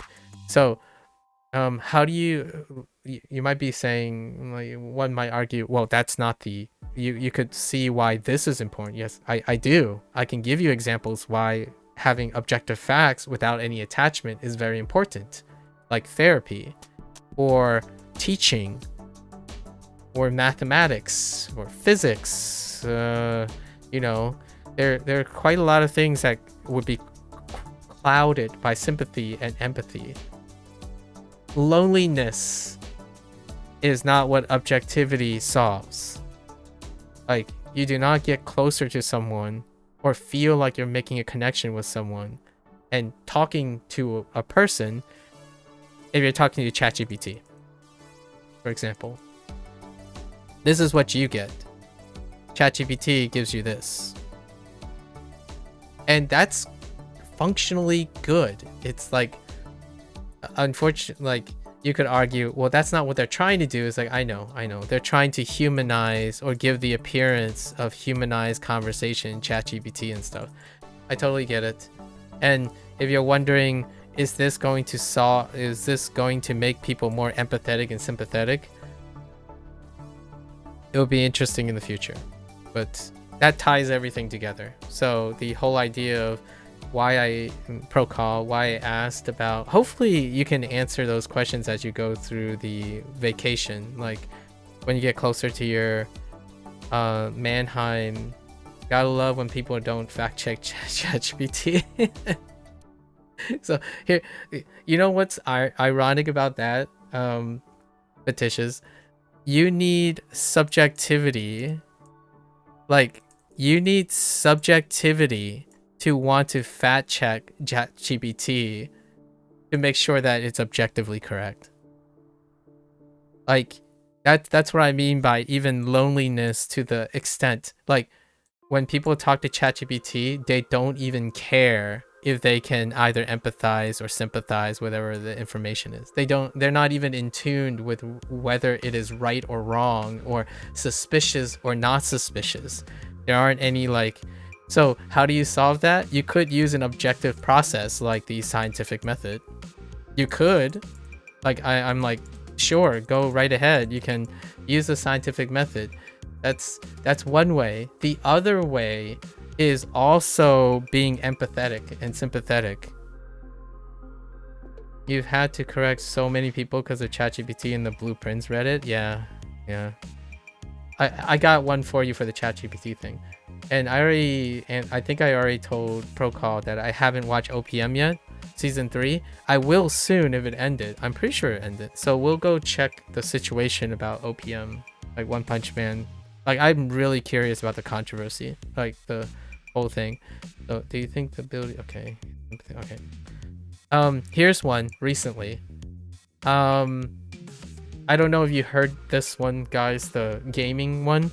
The new James Bond game, I forgot what it's called, 007 like New Light or something. We'll just call it 007 New Light, sorry. I don't know what it's called, but a new light, something like that.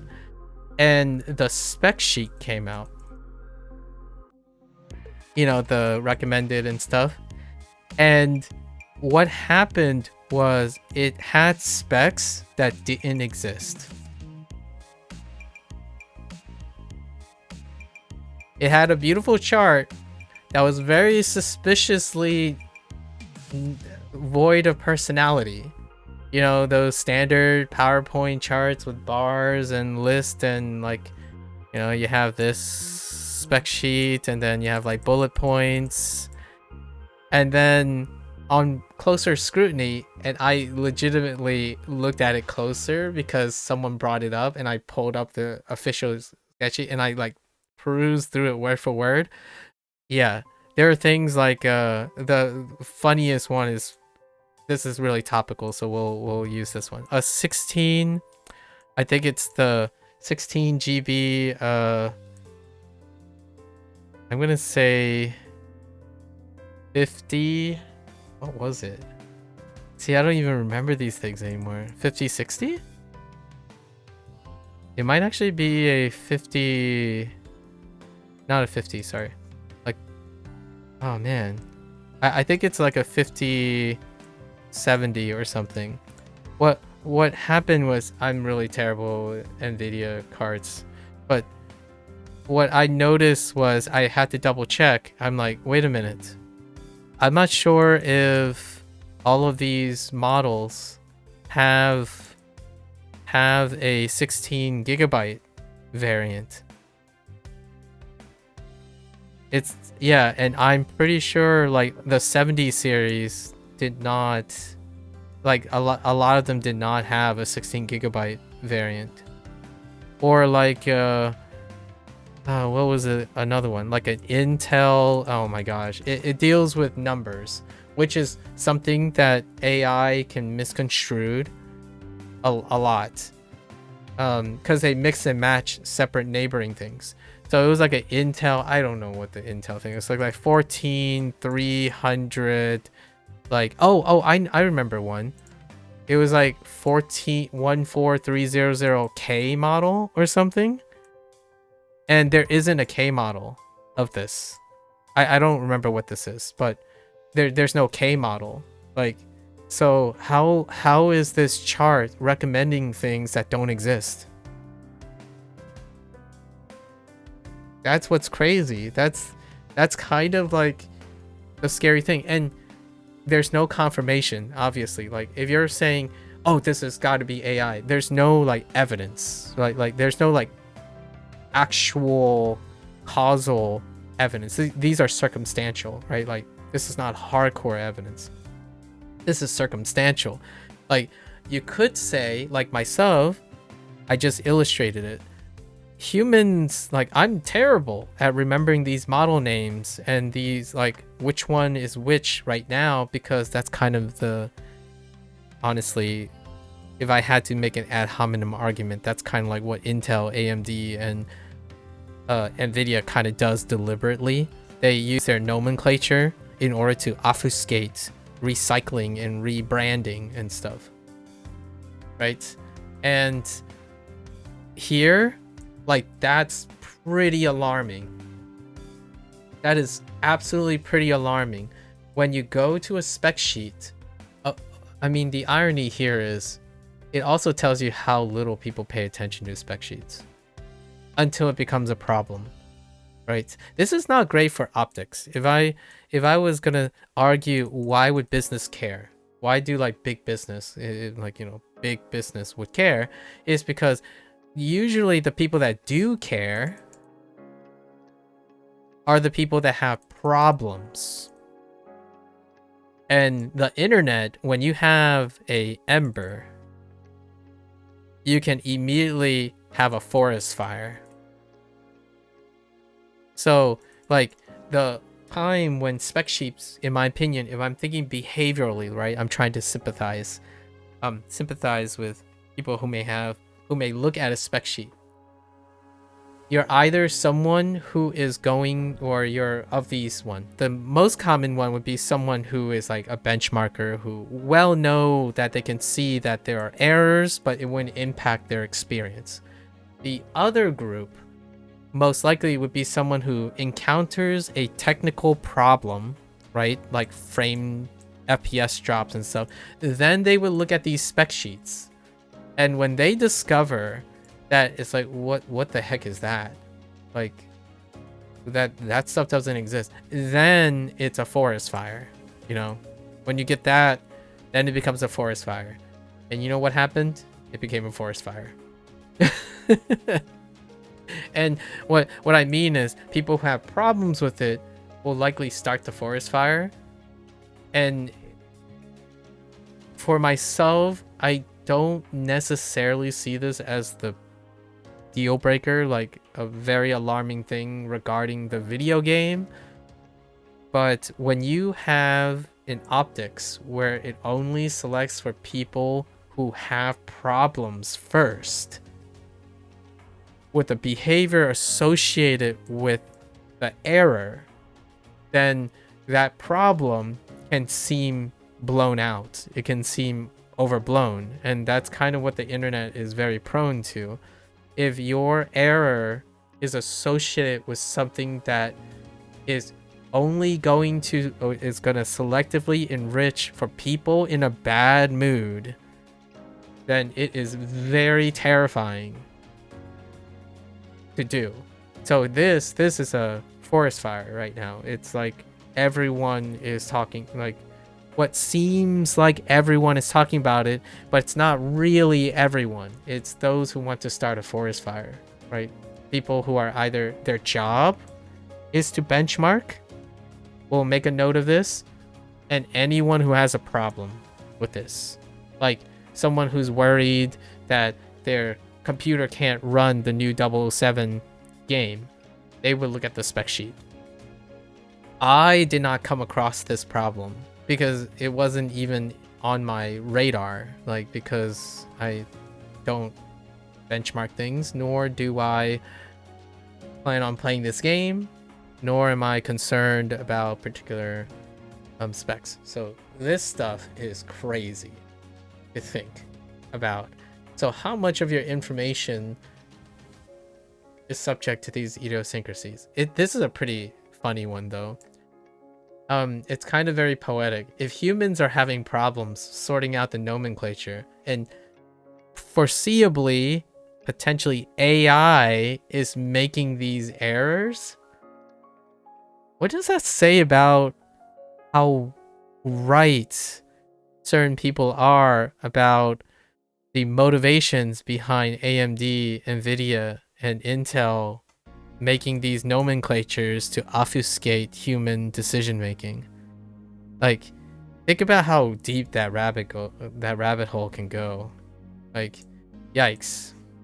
Anyways, there's an Is It AI subreddit for videos, I imagine. There's also Is It AI like content trend for every known, like for almost every top 10 trending subject matter on YouTube as well. I don't know about TikTok, like I'm not sure how that, like for example, every representative of at least one of the top 10 trending content on YouTube has a series identifying Is It AI,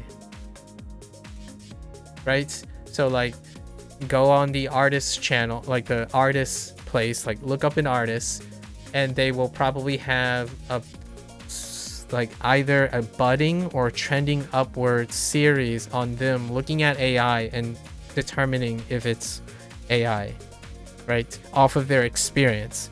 So right now, so hear me out. Hear me out. If someone saw a TikTok and they made a YouTube short on it, right? If they made a YouTube React short on it, right? And then someone react to that YouTube short that reacted to the TikTok on, like, I don't know, Instagram. What is it about, like, an AI clip? Then the AI clip generates a reaction on YouTube Shorts, which then generates a React clip on Instagram. Like, my thought here is, I'm not sure if people are seeing the behavioral, like, in my opinion, personally, the behavioral parallelisms versus, like, the mindset required, right? Like, in one way, in order to react and diminish, like, for example, the whole idea of AI slop, right? Does creating more things about AI slop mean, like, would address AI slop? Because before AI slop, there's TikTok taking 20-year-old ideas, right? Resurrecting them.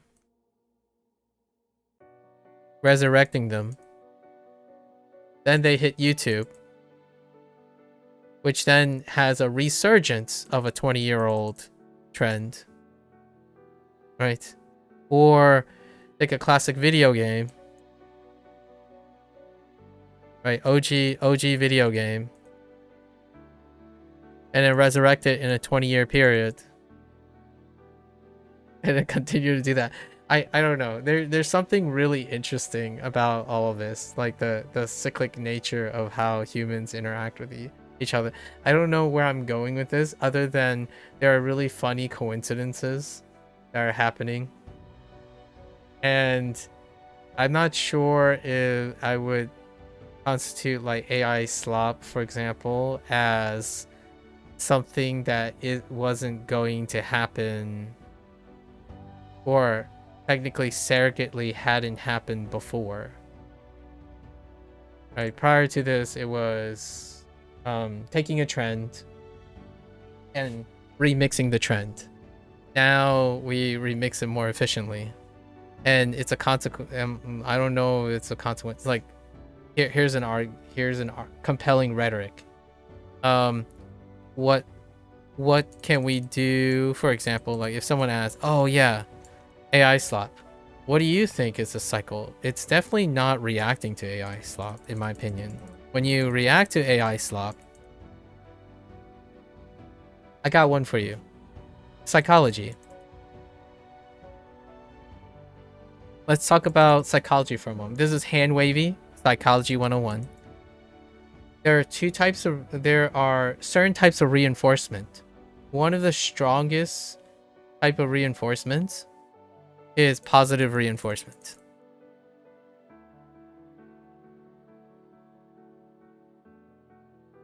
Okay. And then there's also negative reinforcement. There's also positive punishment. Sort of. Yeah. Positive punishment and negative punishment. Now, one of the strongest forms is positive reinforcement, right? That's kind of like habit formation. We're talking about habit formation, or on the way to habit formation. So this, when you take AI slop and you react to AI slop, right? It generates more AI slop. So in this process, you also get rewarded for reacting to AI slop. So if you get rewarded for reacting to AI slop, you'll be encouraged to generate more AI slop in order to react to it.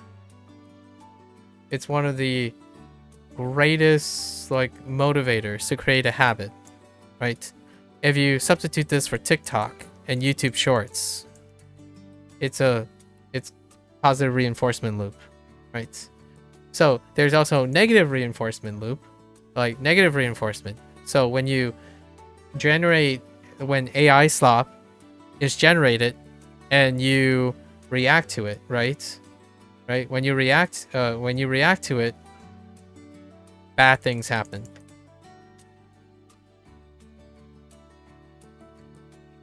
Right? Bad things, or like bad things happen to, oh no, this is getting confusing. We're not gonna talk about negative stuff. Let's just stick with the feedback loop. I haven't developed this idea very well. So what is another way to achieve a habit, or like how do you remove a habit? Because positive reinforcement establishes a habit most of the time, because you can obviously see how it helps establish. But how do you remove a habit? So how do you de-incentivize AI slop or the generation of AI slop? Usually the other ways is to cause its extinction. This is a word that someone else used before. It's to ignore it. So right now, instead of ignoring it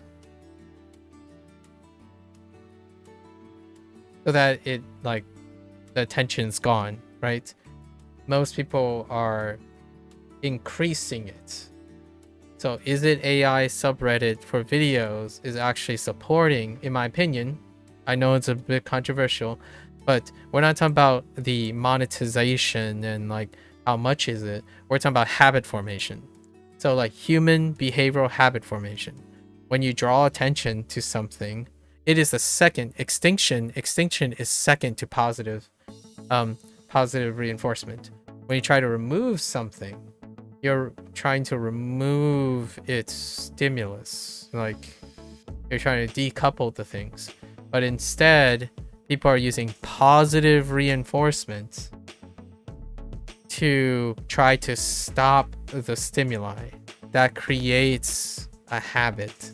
So subreddits, trending topics on AI slop creates more AI slop. Because AI slop is the source of the existence of the thing they're doing. And this is dysfunction. It's a dysfunctional habit because it's producing a result that in itself requires to have the habit continue. That's like kind of saying, here's a more here's a better euphemism. You are a player, you're player A, and your opponent is player B. You need to beat your opponent to win, right? To win. But if you lose, it makes you want to try again to win. This is negative reinforcement. I was trying to give a better negative reinforcement. This is negative reinforcement. And if you win, you'll still try to beat your opponent again. This is positive reinforcement.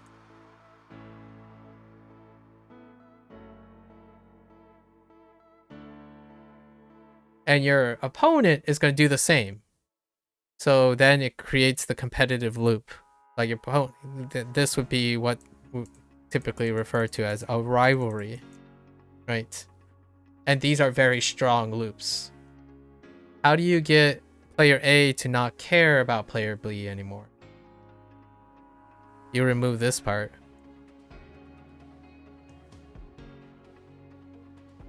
Without this part, the entire chain breaks down. So player A, then what they do is an extinction. Player A no longer concerns themselves with opponent B, and therefore the habit falls apart. Right? So this is the internet right now. This is how the internet does not do this. It's very powerful, but it doesn't do this. What happens is they typically draw more attention to each other. And then that new habit they form requires that the existing problem exists. So if you don't like remakes, for example, but you would play them in order to complain about them, it doesn't stop the remakes. You need the remakes to reinforce your habit that you're playing them in order to complain about it. That's you know, like, it's an addiction curve. It's an addiction curve. It's a dysfunctional curve. You hate waking up tired, but you continue to wake up tired. Right? That's kind of the thing. Like, you like to drink alcohol because it makes you feel good, but it also makes you feel crummy. But it still feels good. We had the problem, and the problem is tied to the alcohol. Then the consequence is tied to the alcohol that fuels the problem again. That's positive and negative reinforcement. Those are the strongest things that form a loop. In order to segregate yourself or split yourself from a habit, you actually, like, one way to do this, to break this loop, is to deviate to another opponent. So you associate a new habit and compete against the habit, opponent C. So when you start approaching opponent C, it would immediately form a positive and negative feedback loop, reinforcement feedback loop on C. So B would be forgotten right away. So what would be the goal? What would be an antagonist to AI slap?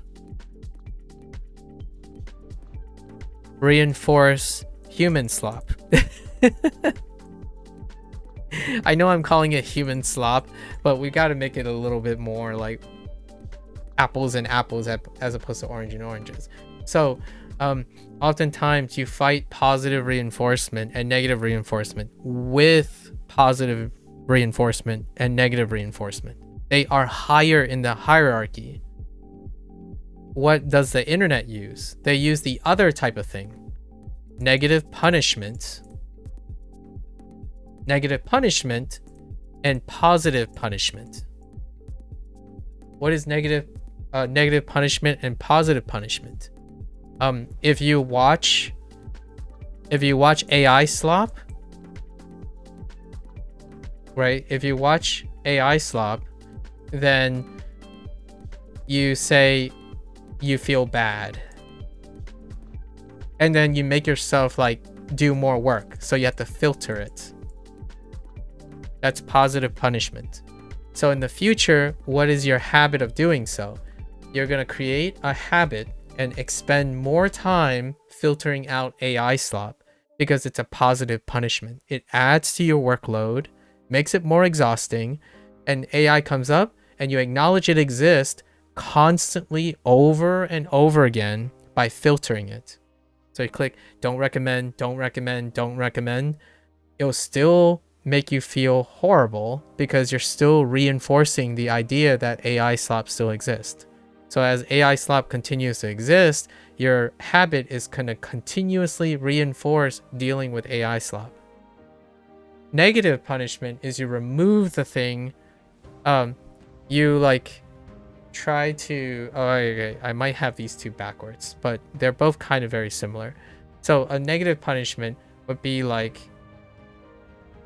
you don't do it. Like every time you see AI slop, for example, you're going to try to, actually, this might be opposite. Sorry. This might be negative punishment. I forgot how they phrased it from which point of view. Positive slot or negative slot. I think positive and negative refers to like the addition or the subtraction of something, right? So for negative, it might be to remove the slop in general. So you're constantly removing the slop. Positive is like replacing it or like adding. Okay, maybe that's it. Like, oh, negative might be something like trying to do something to actively kind of like replace it. Right? You have to constantly replace it with something. So it's still, in both cases, it's still really tough to do. So these both habits are not sustainable. Like any form of punishment is typically not sustainable. So having a subreddit, is it AI, is also encompassing both a positive and a negative reinforcement to generate more AI slop because it generates more attention to it. And the consequences of the subreddit is to create negative and positive punishment for it. Because if you get fooled by AI slop, then you have to spend more attention learning how to pay more attention to AI slop. Right? That's a reinforcement. All four of these versions are a reinforcement for existing problem. Like it makes the habit more salient. As in, if you want the habit to go away, it's legitimately, behaviorally, all the things that are occurring on net makes it stronger. Like it reinforces the habit.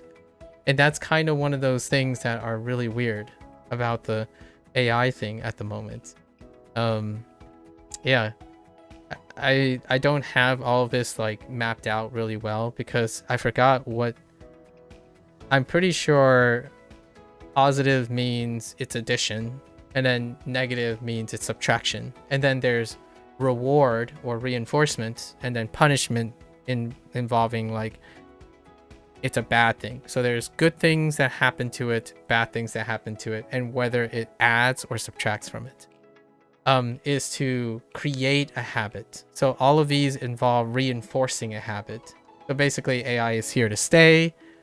The more AI is the center of all your habits. So if AI slop is in the middle of your critique and your habit loop, it will stay. Because once it's gone, it's still going to feel bad. Because then your habit loops that you have will break apart. The nice thing is, if it's gone, then the habit stops reinforcing. Then you won't have a bad habit that you hate, right?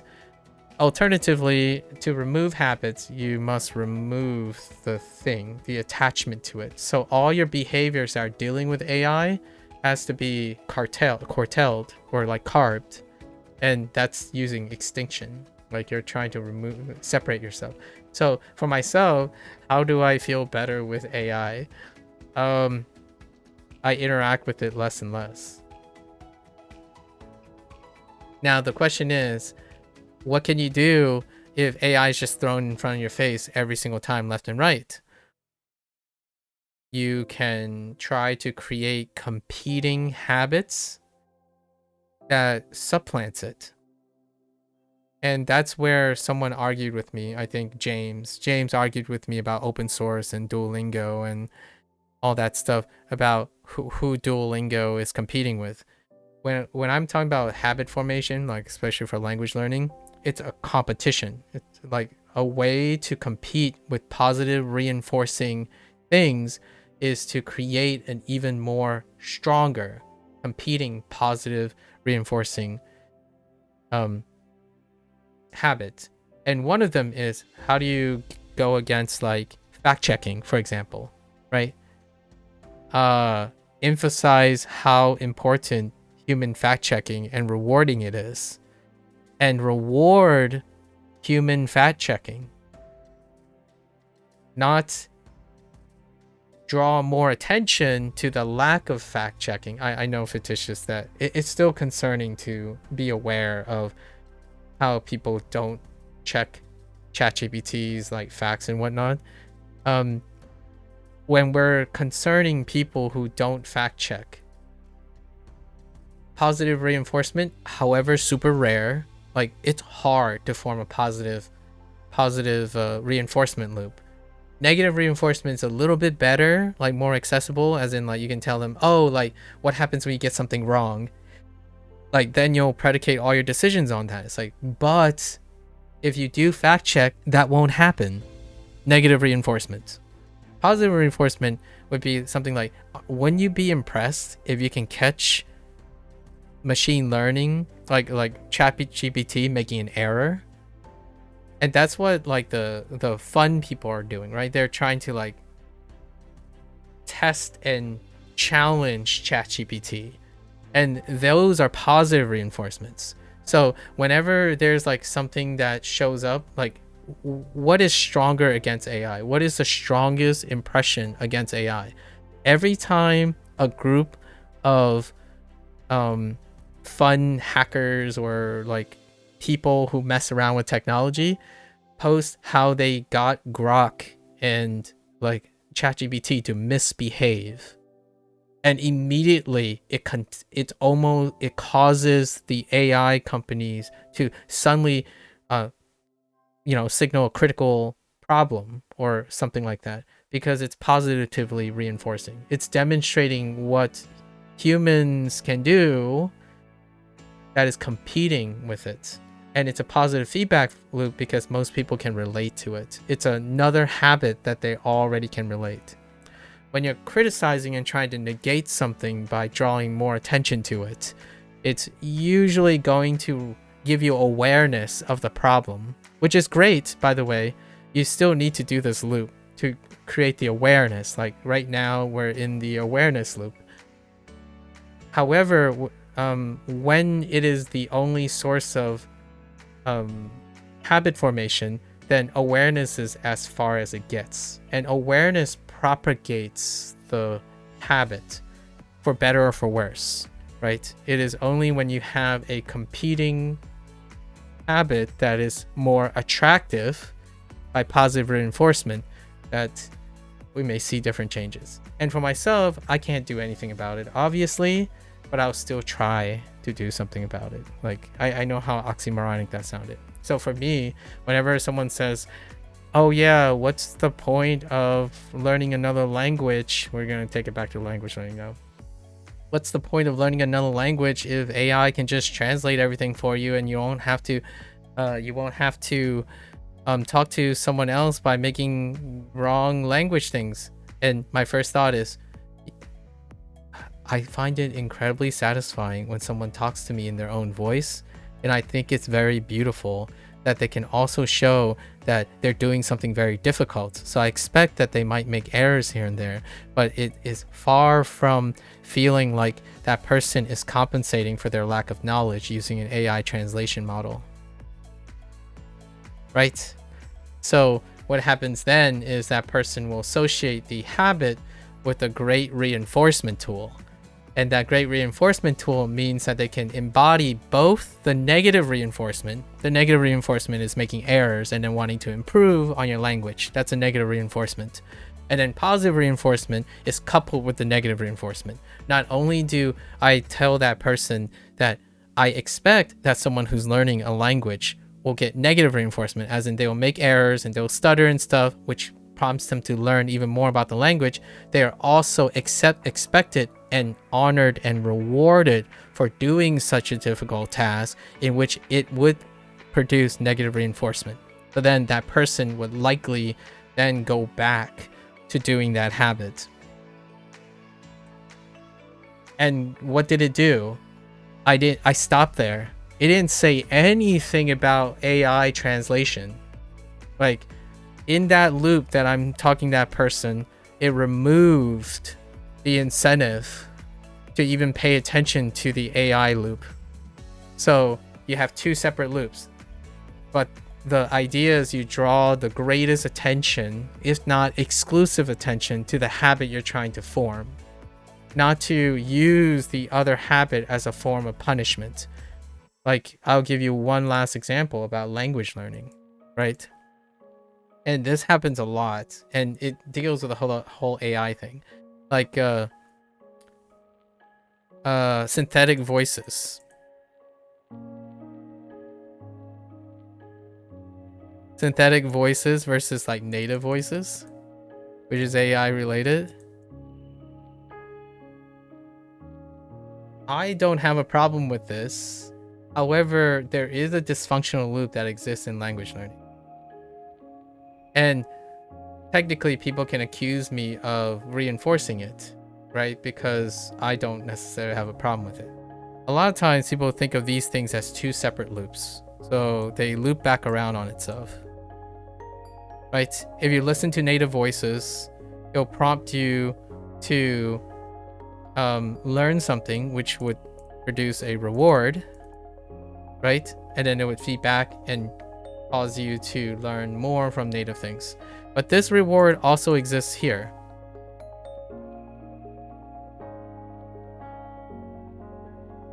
Right? So that's still a logical loop that most people have. Hey, if you listen to synthetic voices, then you'll only be good at listening to synthetic voices. True. If you listen to native voices, you'll only be rewarded for listening to native voices. True. So it is when they cross these wires that becomes the problem.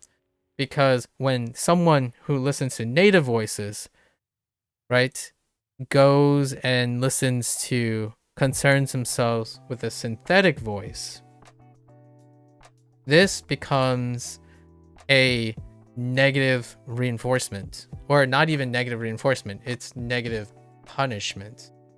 So what they're going to do is they're going to try to remove it, right? And how do they remove it? They remove it by participating in this loop.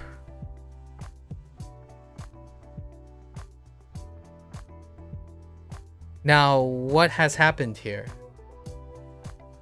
Not only did they stop getting positive reinforcement from their native voice loop, they have deviated and spent more time looking and paying attention to synthetic voices, reinforcing their habit, which is a negative punishment or a positive punishment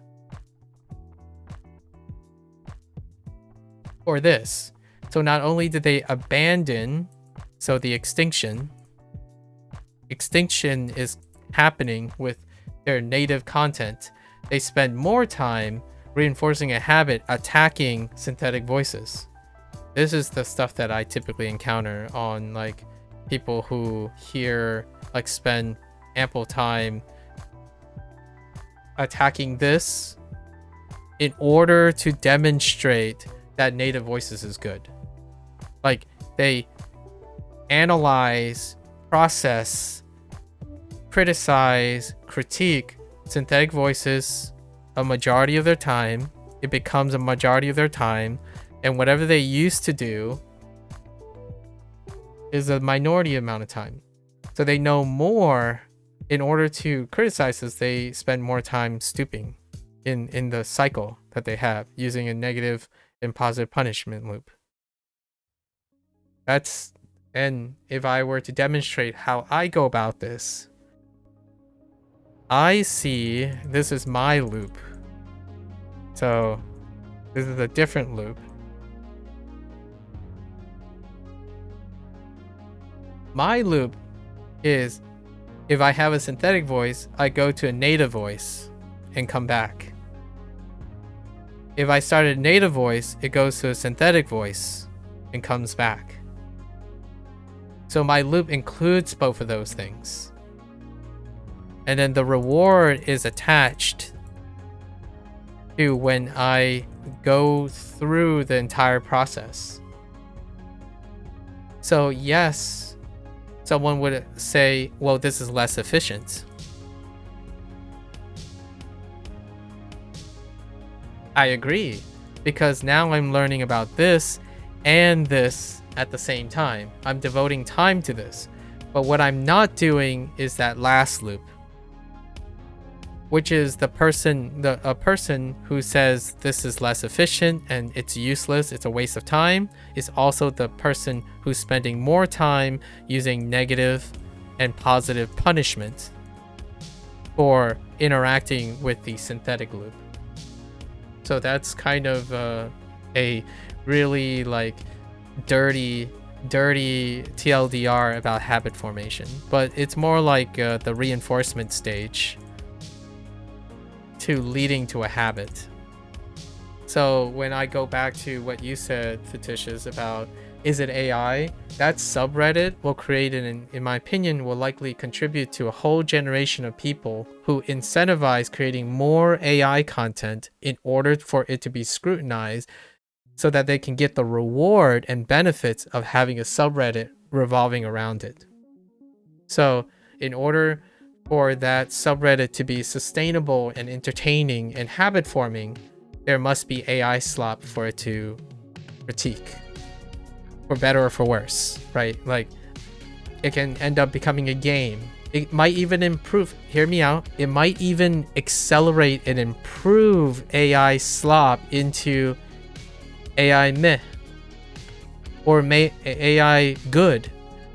Who knows? Like, I'm not actually saying this is going to lead to bad things only. It can actually might accelerate how difficult and challenged to see if negative punishment, remember the thing about negative punishment and positive punishment, it's not sustainable.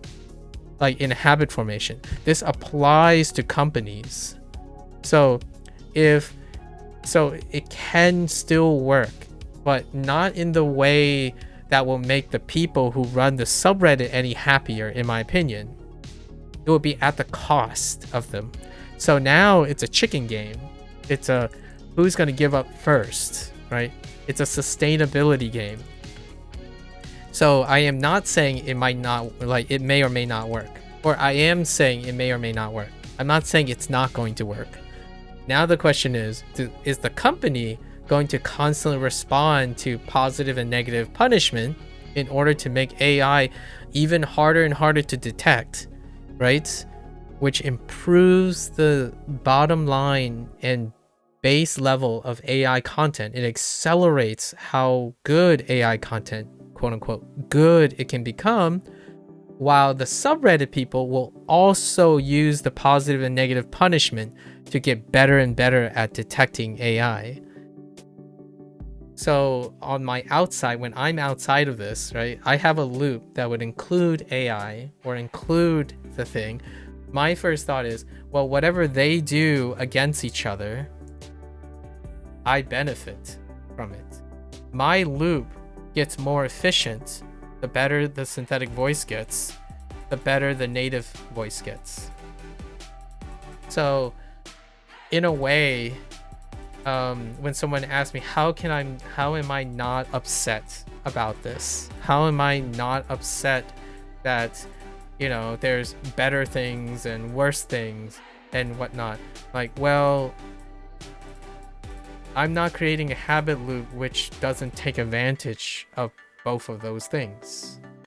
My goal is to take advantage of as many things as I can and then have whatever internet competition it is to make all of these things more efficient. So in a way, it's cool to me, Fictitious, that there is a Is It AI subreddit. It may be a little selfish of me to know that if you're upset, right? If you're upset about these things, like I'm genuinely more concerned about like how you feel about constantly having to correct people because of ChatGPT, like on the Blueprints Reddit thing. The idea is that if you're not upset about it and you can do these things, sustainability as a great like challenge to yourself, like positive reinforcement, like if it brings you reward, if you're able to get rewarded in your mind of developing a habit of scrutinizing people's facts about blueprints, it can be really cathartic and reinforcing for you. It doesn't have to be like a negative, dysfunctional loop. I think that's kind of one of the great things about understanding reinforcement and habits. Sometimes things happen for what they are, but it doesn't have to make you feel terrible about it or having a habit of seeing things when you don't want to see them. And this is one of the big ones. The other one is like if you replace synthetic voice with like Duolingo and I don't know, Anki. Happens all the time. I'm kind of like giving away somewhat of my secrets, my trade secrets for like mindset or something like that. And this is how I address people's habits most of the time. So when I see someone who's like really upset, what I'm trying to do is I'm trying to connect. So someone tells me like the facts, right? Their observations. I'm trying to connect their observations with what the consequences that they think they have on like a session or something, or when they're sharing with me randomly. And I'm trying to connect these, and connecting these things, I'm looking at the habits, the habit loops that they have. And then the consequences, like the nature of the consequences. Is it positive, negative? Is it a reinforcement or is it a punishment, right? So then when you have collected enough information, you can kind of look at where you can at least help the individual, the actual person. I'm not like a CEO or anything or in charge of a big team, so I don't have to deal with large complex models of, oh, what happens if 1,000 people do this and 10,000 people do that situation. But it is really fun to think about on like a net level how a habit loop forms. And one of them is when someone says, oh yeah, what do you think of AI? Is AI the future? Right? I've been asked this question in 10 or 20 different ways, maybe 10. I'm going to say 10 different ways. Like, oh, do you think there's a place for AI in AI art or like in art or something like that? Usually my tentative answer is yes, AI is the future. But it's not because of the reasons most people are thinking. Or at least I wasn't given the impression the people I interacted with think of it the same way. Why is AI the future? It's because it's positively reinforcing. AI is the future because the vast majority of sources are positive reinforcement and negative reinforcement. On the internet, like speech, right? Net speak, what does that mean? It's a trend, right? It's a trend, and it's one of the glorious trends. It's a glorious trend predicated on positive and negative reinforcement. Those are trends that last. A trend that may fade really quickly is a trend that doesn't garner attention, right? It recedes and go extinct. So using extinction, it doesn't lead to habit formation. AI does. And for me, every time I mention ChatGPT, for example, I mention ChatGPT because it's part of my workflow. Like, I talk about human things and AI things together, right? Because humans create AI things and vice versa. So I am, quote unquote, technically part of the problem. You raise more attention, it creates more reinforcement. So in most of the things that AI has done, they usually create reinforcement parts for behavior. It's kind of like 67, right? 67, it has positive reinforcement. There's rarely any negative reinforcement. There's a complete lack of punishment. So 67 is here to stay for the time being. But it does have extinction to contend with. Does AI have that yet? Well, in my opinion, in the last like 5 years, this stuff only went up. Positive and negative reinforcement only went up. It's like really big. It's so astronomical. It's so difficult to even have conversations without it.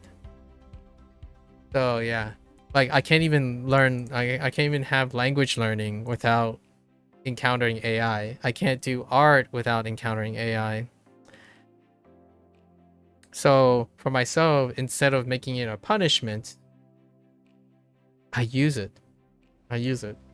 And then I become part of the problem too. So I'm sorry, everyone, but that's kind of one of those things.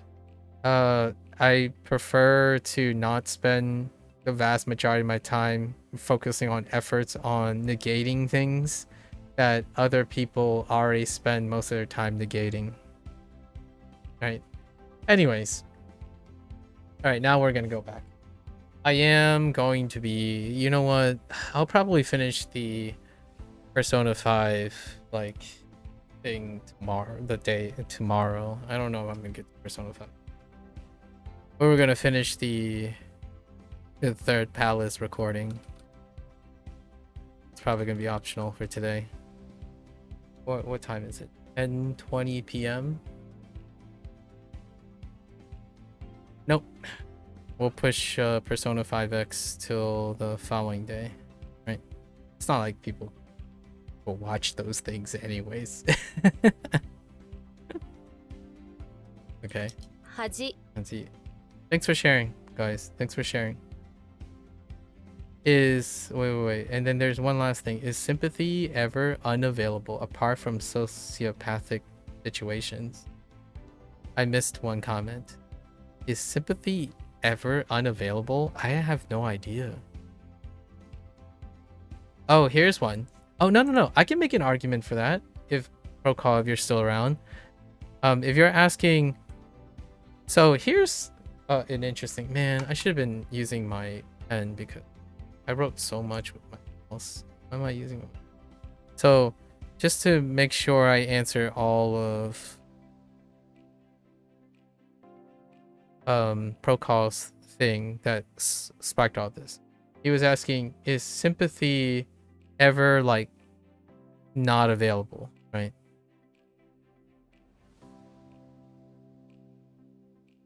And I kind of think about it like this personally. Humans, when it comes to like emotional things, there's somewhat of a hierarchy. And I would say sometimes you may make an argument to make it like consistent with what I said earlier. Empathy could make sympathy unavailable.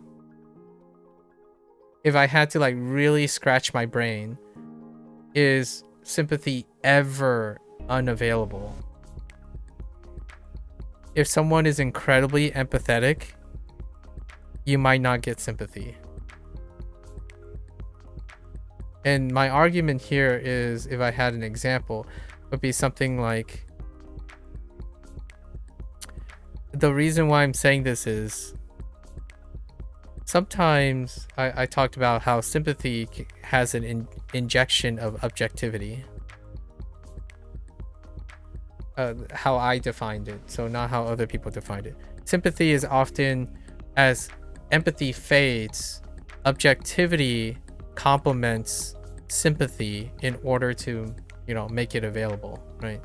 In order to make it available.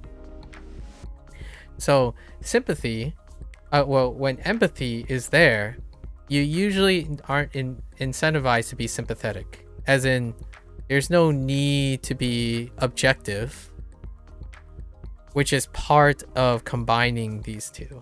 Like, sympathy is often a balance between objectivity and sympathy, where like objectivity and subjectivity, because in order to sympathize with someone without true empathy, you need some sort of objectivity to fill in the blanks, right? So empathy, when you're like, you know, you went on a roller coaster. Let's say you went on a roller coaster with two people. So those two people are probably going to be able to strongly empathize to some extent. right? If they empathize so strongly, you could get 3 people who have fear responses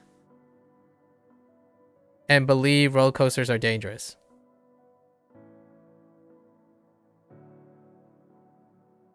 Right? A sympathetic person could be like 2 of the feared people, but one person was like meh. Right? And the 2 fear people would believe the roller coasters are dangerous, despite one person sympathizing like, well, perfectly safe, because we know statistics. Right? So, in my opinion, one of the interesting scenarios is if you can empathize so strongly with someone, then you could kind of argue that it's not quite the same as sympathy. Because you're not sympathetic to someone who... You're not technically sympathetic to someone who feels exactly the same as you. In fact, it could come off as pity. like if you're both miserable, then you both can pity, like, together, like self-pitying. You're not like sympathizing with the other person because you both feel the same thing, right? So like you're both miserable and you're both angry, you're both fearful, you're both mid, then there's not much sympathy going around. You're not like technically saying, oh yeah, I'm sorry that you feel this way. You're like, oh, I feel the same too. Like, we're the same.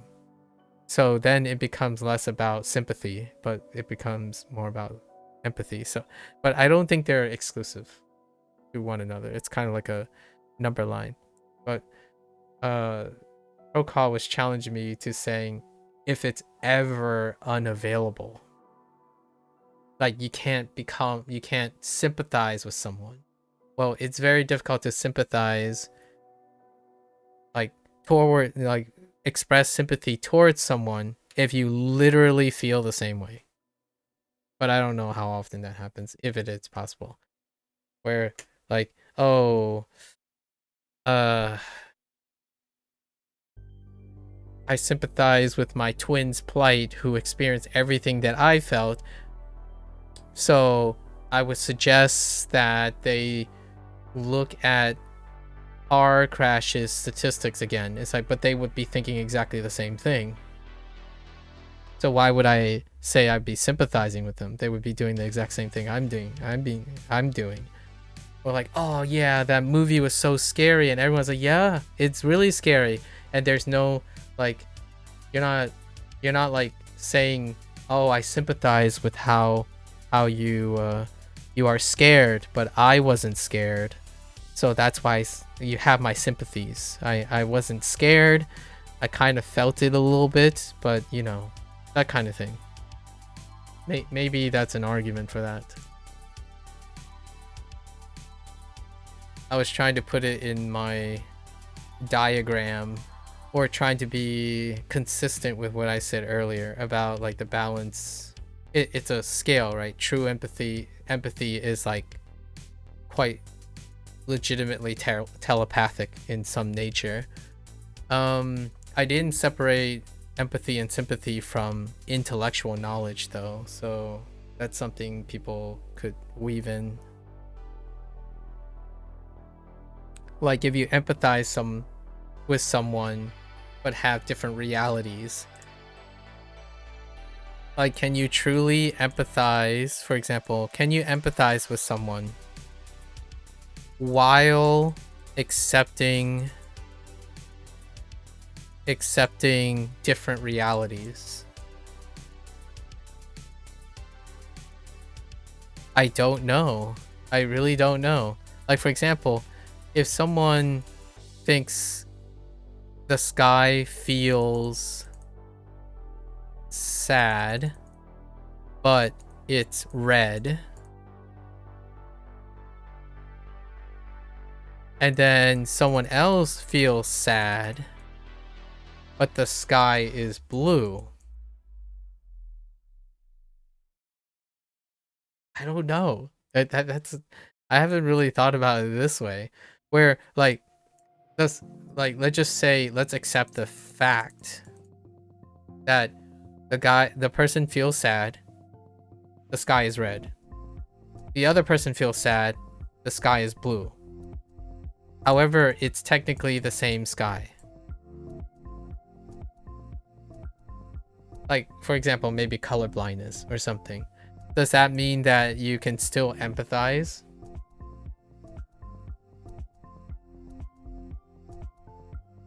Or are you sympathizing?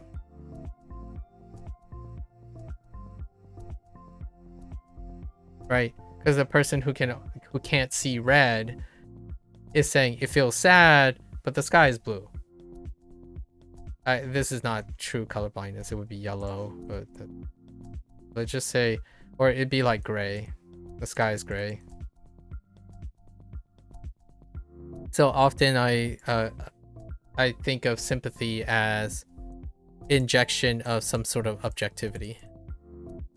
And objectivity is more the idea that there's observations. There's observations being made that isn't tied to emotions. So the sky being red and the sky being gray is like that's the observation. And how they feel about the observation is where they're associating these things in order to form sympathy. And then they're trying to reach a level of empathy. So this is when both sympathy and empathy are having roles at the same time. However, if you're like truly empathizing, I think it could give you an idea that you don't have to sympathize with the person and you feel exactly like the person, which is yourself, really. I mean, sometimes I don't even know if people can agree with that. So, I mean, realistically, when Procol is asking, is sympathy ever unavailable? I'm gonna say no. Yes and no. Conceptually, yes.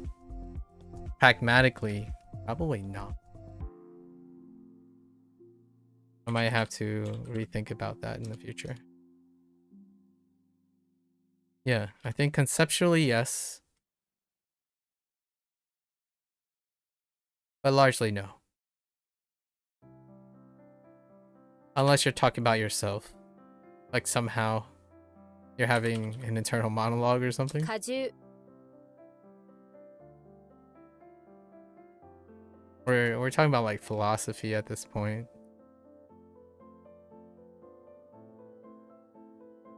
Anyways, alright, let's refocus. Yeah, I'm probably gonna push off doing the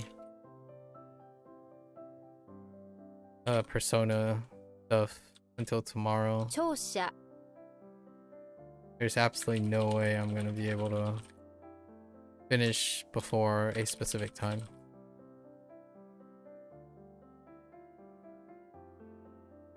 国内 What the kokudai? Eh? 酢の物 Vinaigrette.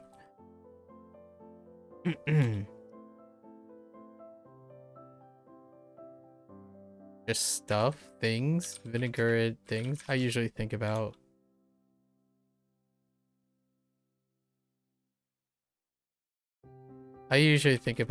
like veggies.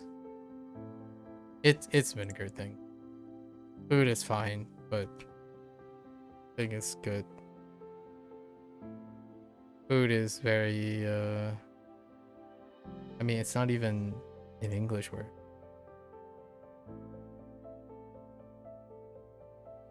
I usually think about veggies, but it could be anything.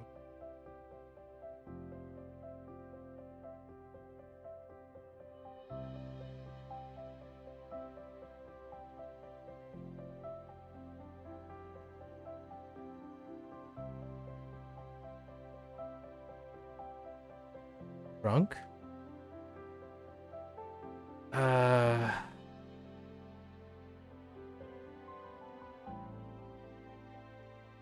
酔う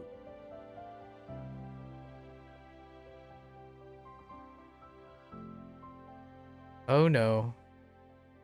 Oil. Oh, is this the Abura? 油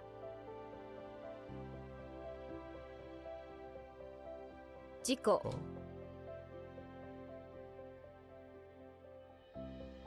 Jin. 新緑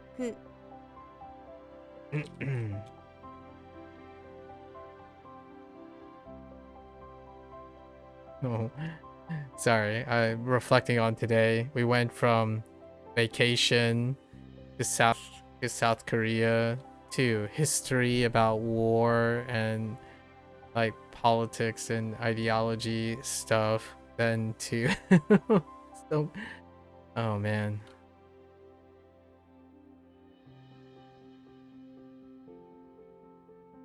貨物船予測 予測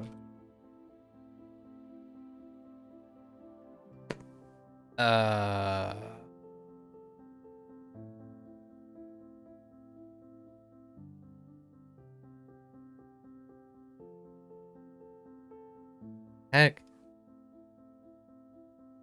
Slow? How does this work? Oh, maybe it's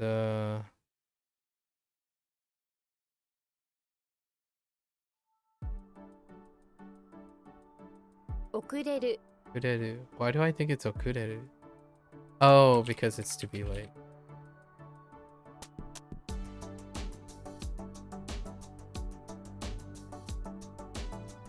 That moment when you just feel the Japanese word and the read before you know the English translation.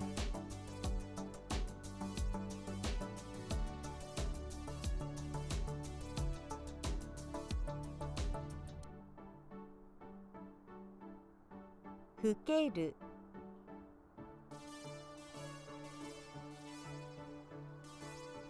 What?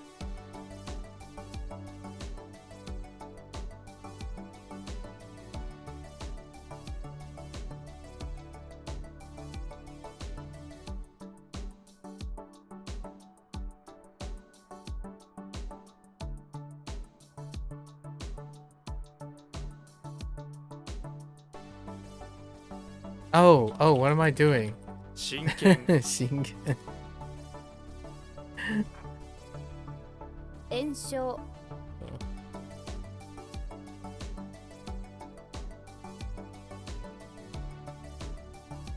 迎える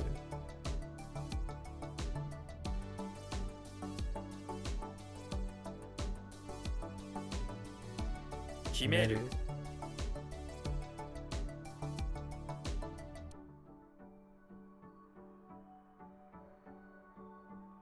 熊本県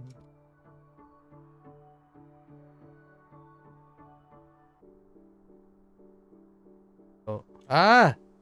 Ah! 銅山 Ozan.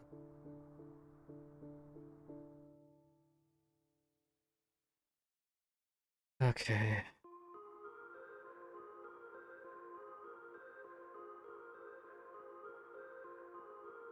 遅延 Heck.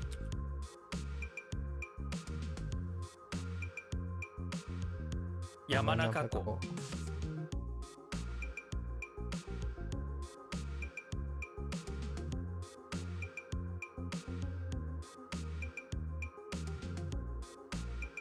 破産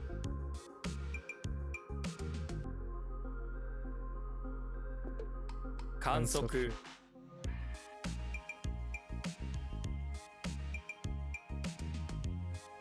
Onko.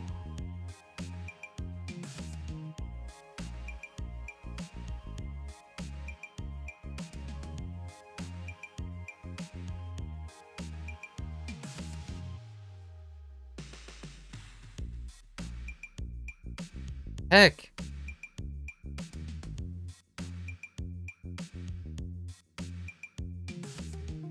Say what?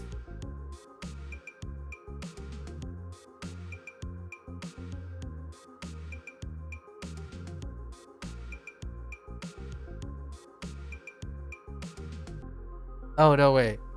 What am I doing? What? Hold up.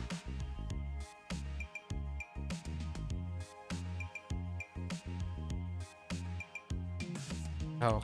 遅刻 Shikoku. Oh no, I think I'm getting Koku and Ken a little mixed up. That's weird. That's weird. I'll keep that in mind though.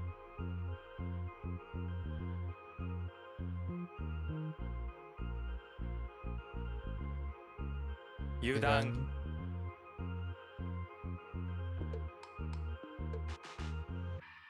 That one's a problem. What the? Okay, sorry. Total?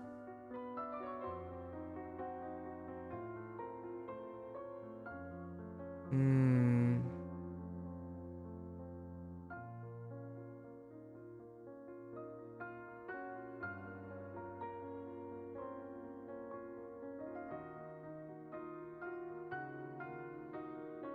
No. I think it's like yeah, right? Yeah. 泥酔 Sweet.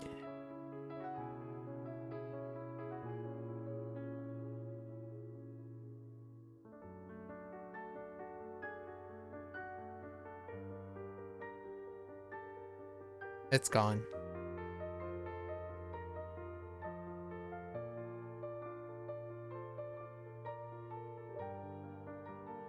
Uh,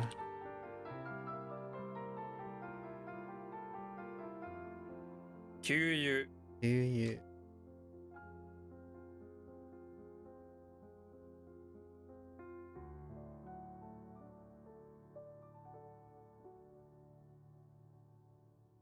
剣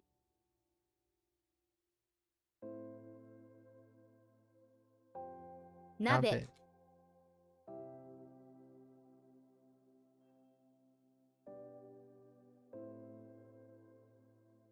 Okay. 聖堂推測 Oh, I'm getting Soku, Koku, and Ken.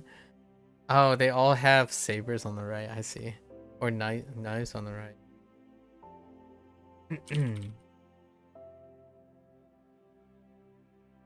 Oops.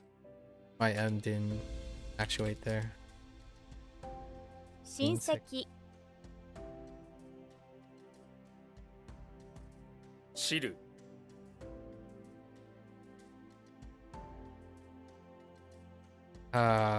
Wait. Yeah. 福寿 Could you?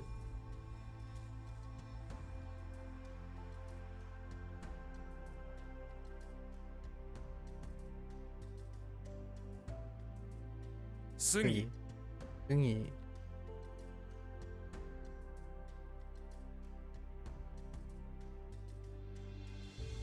講師熊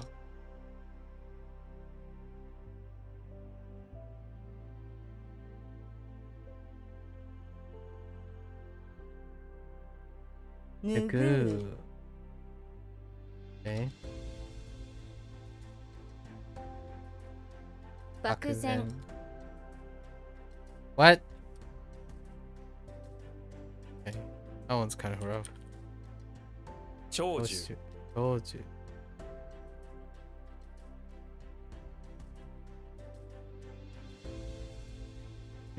Same difference. Or was that supposed to be longevity? No, no, no, no. 厄介 Yakai.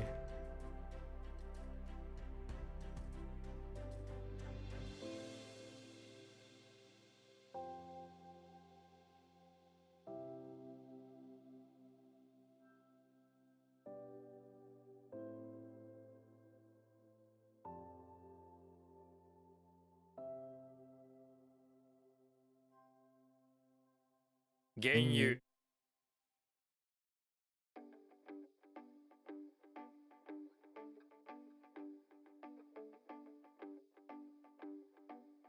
恥ずかしい。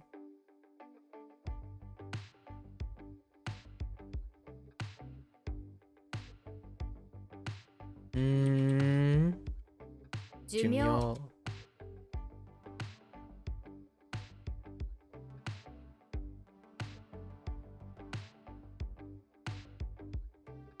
What? Same difference. Wait. Hold up. No. 喜寿 Easy. Oh no, wait. This is happy. Wait. Wait, what was the other one? Oh no, no, no, no, no. And or like contentment? What is this? Wait, Kizu.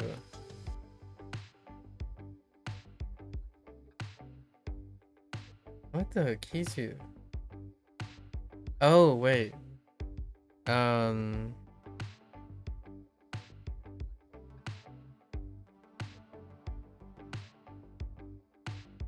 77th birthday or something like that.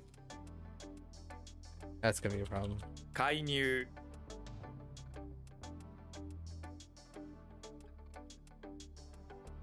Oh wait. I feel like, yeah, there's something about this too, right? Or isn't it? 油田。 Oh no, just kidding.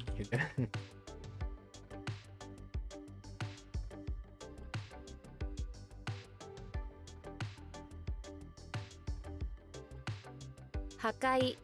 はい。赤い。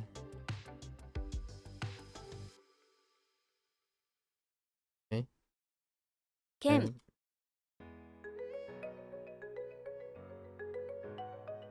掃除機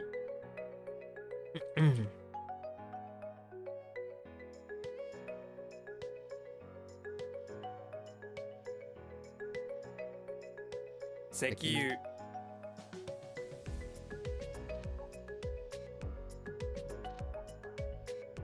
銅像。どうぞ。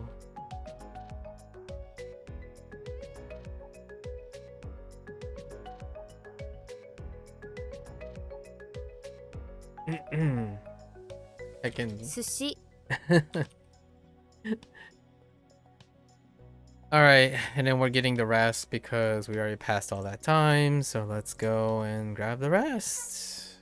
See if we remember the rest.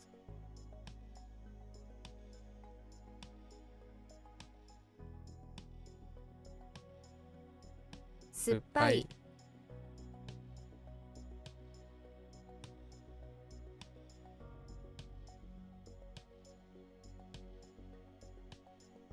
編集者。泥棒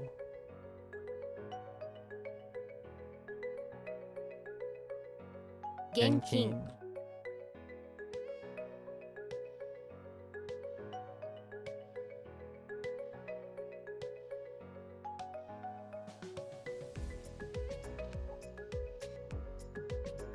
What? Oh no, wait. Just kidding. 秘密。 Got them backwards. 泥沼。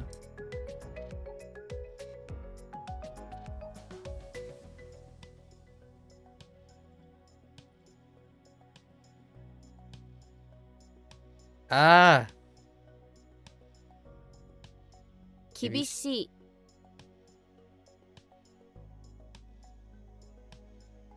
乾かす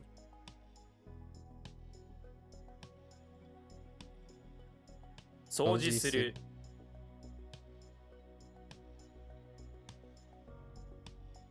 里芋 その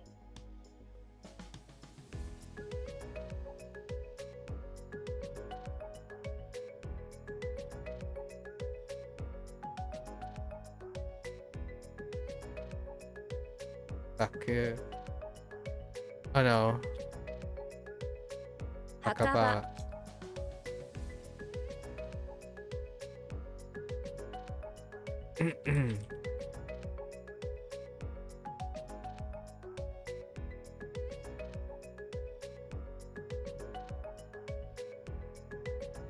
妨げる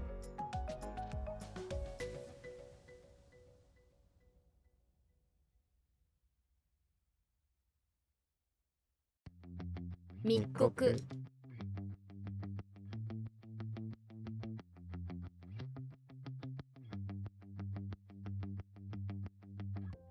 Heck. Is this? No. Oops. Not dangle? Wait. Hold on. Calm down.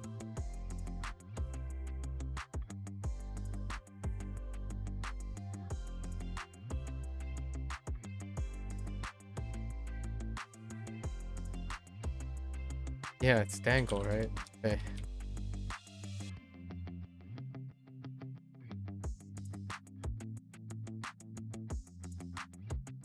興味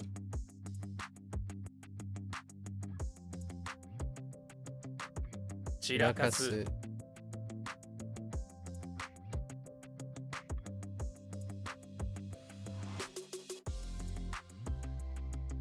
年次 Okay. Mm-hmm.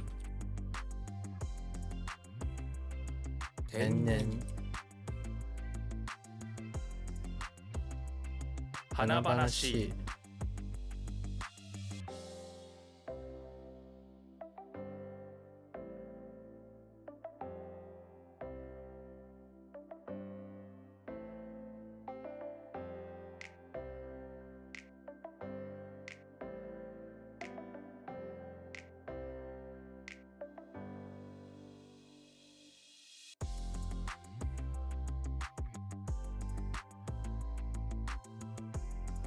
Oh. Okay.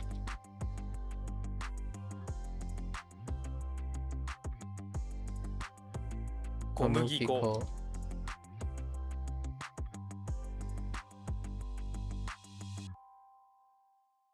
チラシ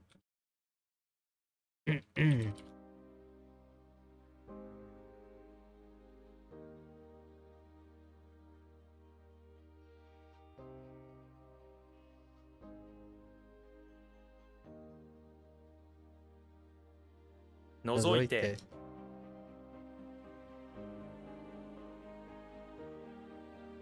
密輸。捨てる。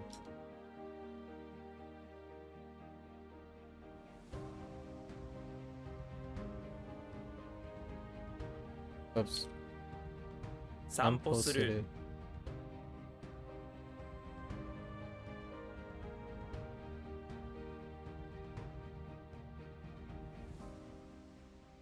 密会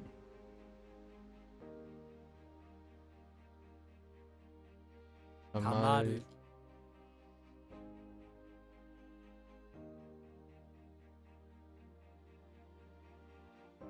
居候。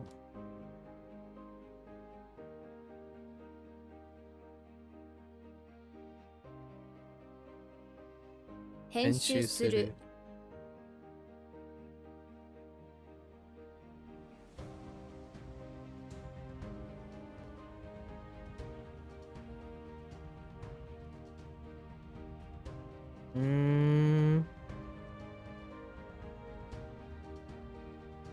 驚かす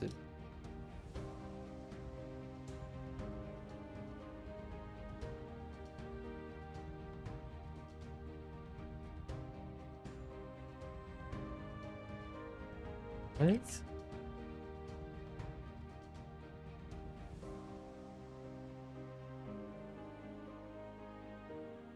Wait. Oh, it's just to surprise. It's to surprise something or someone. But they don't have a some. Interesting. This is a direct object. They don't have a direct object.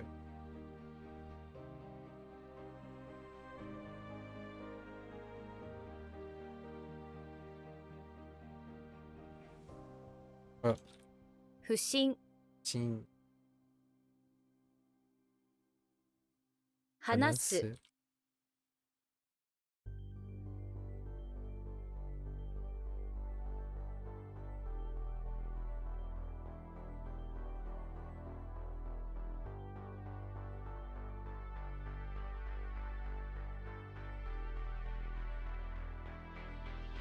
酸素 Pencil.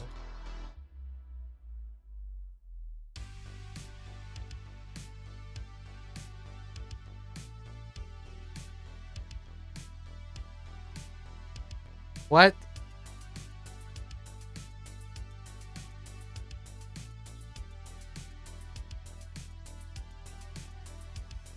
Mane. Alright. At least we got all the other stuff in. Is tomorrow gonna be a loose day? Ooh. Oh man. I really need to catch up on some R&R, man. Alright. Yeah, I'm not going to make it to the Persona, the Phantom Man. Gives me more time. Alright. Oh, we're on day 3 already. Nice. Let's go to our reads and our definitions.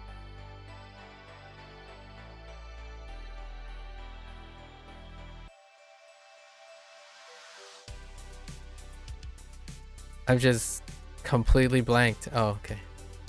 Seki, relative. Tabe, chat. Chi, slow. Go, carve. Soku, measure. Air. Sha, cottage. O, lecture. I, stagnate. Cho, introduce. I, jammed in. O, self. Ken, eaves. House counter. Yaku, misfortune. Kame, hurdle. Ends up being Kame, probably. Right now it feels like all 2 reads tend, unsurprisingly, a lot of them are atama daga, and then the 3 reads can be like verbs have a habit of being like a mixed of like nakadaka and odaka, but lots of, oh man, I don't know. It's interesting. I kind of have a little bit of the pitch accent. Like, even guessing tendencies. Go, mutual, and sword. Ju, lifespan. Haji, shame. Sugi, cedar. Ju, soup.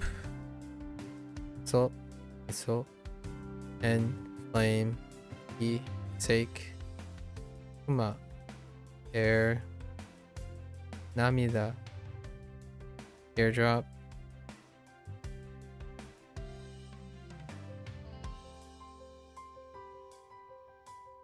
yep, aku, desert, goku, prison, sweet, drunk, su,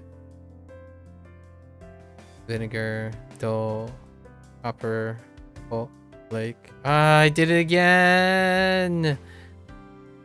Nabe, hot, do, ko, lake, do, man. the whole copper, oil, show, soy sauce. Alright, folks. That's a wrap for WaniKani today. If you're gonna watch this later, arigatou gozaimasu. As always, feel free to follow along, pick up WaniKani for yourself, give it a try. You're always welcome to stop on by, yap a little. These days happen. I usually end up catching up with. It's a surprise, you know, if and when we catch up with people. So today was a catch-up moment. Usually it deals with some ranting, some yapping about the state of affairs, maybe some empathy and sympathy going around. The conversations and discussions are legitimately an illustration or demonstration of what I feel. There are people, you know, if you're really wondering to have a quote-unquote genuine connection, or the beginning or start of a genuine connection deals with the balance of striving for empathy, largely trying to establish some sort of sympathy, right? And that is a great way to cartel and try to partake in the mutual interest in one's own life in order to express it to another person, and possibly have time to participate in exercising compassion between people, right? Kind of what the yapping is for, and I genuinely prioritize those things first. Despite all the hobbies that I try to participate in, you know, on my stream and whatnot, I actually do the stuff that I yap about and rant about most of the time. This is kind of actually the hobbies and stuff are kind of the things, like language learning is a hobby, right? Video games and whatnot. Those things are things that I do out of personal curiosity. However, I stick to many of the things that I said today, where I try to be as compassionate as I am able to. Life is far more enriching and livelier for myself when it is embracing in a way, or managing, or struggling, or dealing with, or leveraging, however you want to talk about how you interact with your humanity. So constantly that struggle, it can be the beautiful things, right? I'll take a page from Procol. If appreciating beauty is an evolved coping mechanism, that is what I evolved. The beauty of the struggle of difficult decisions, it's something that life will throw at you, and that is also one of the pros and cons and beauties and ugliness of being human. And we take it in the moment that it is taken, right? Because in the moment is those moments that we are both emotionally invested as well as objectively invested. It's nice to look back on things with fondness and certainty and collective wisdom.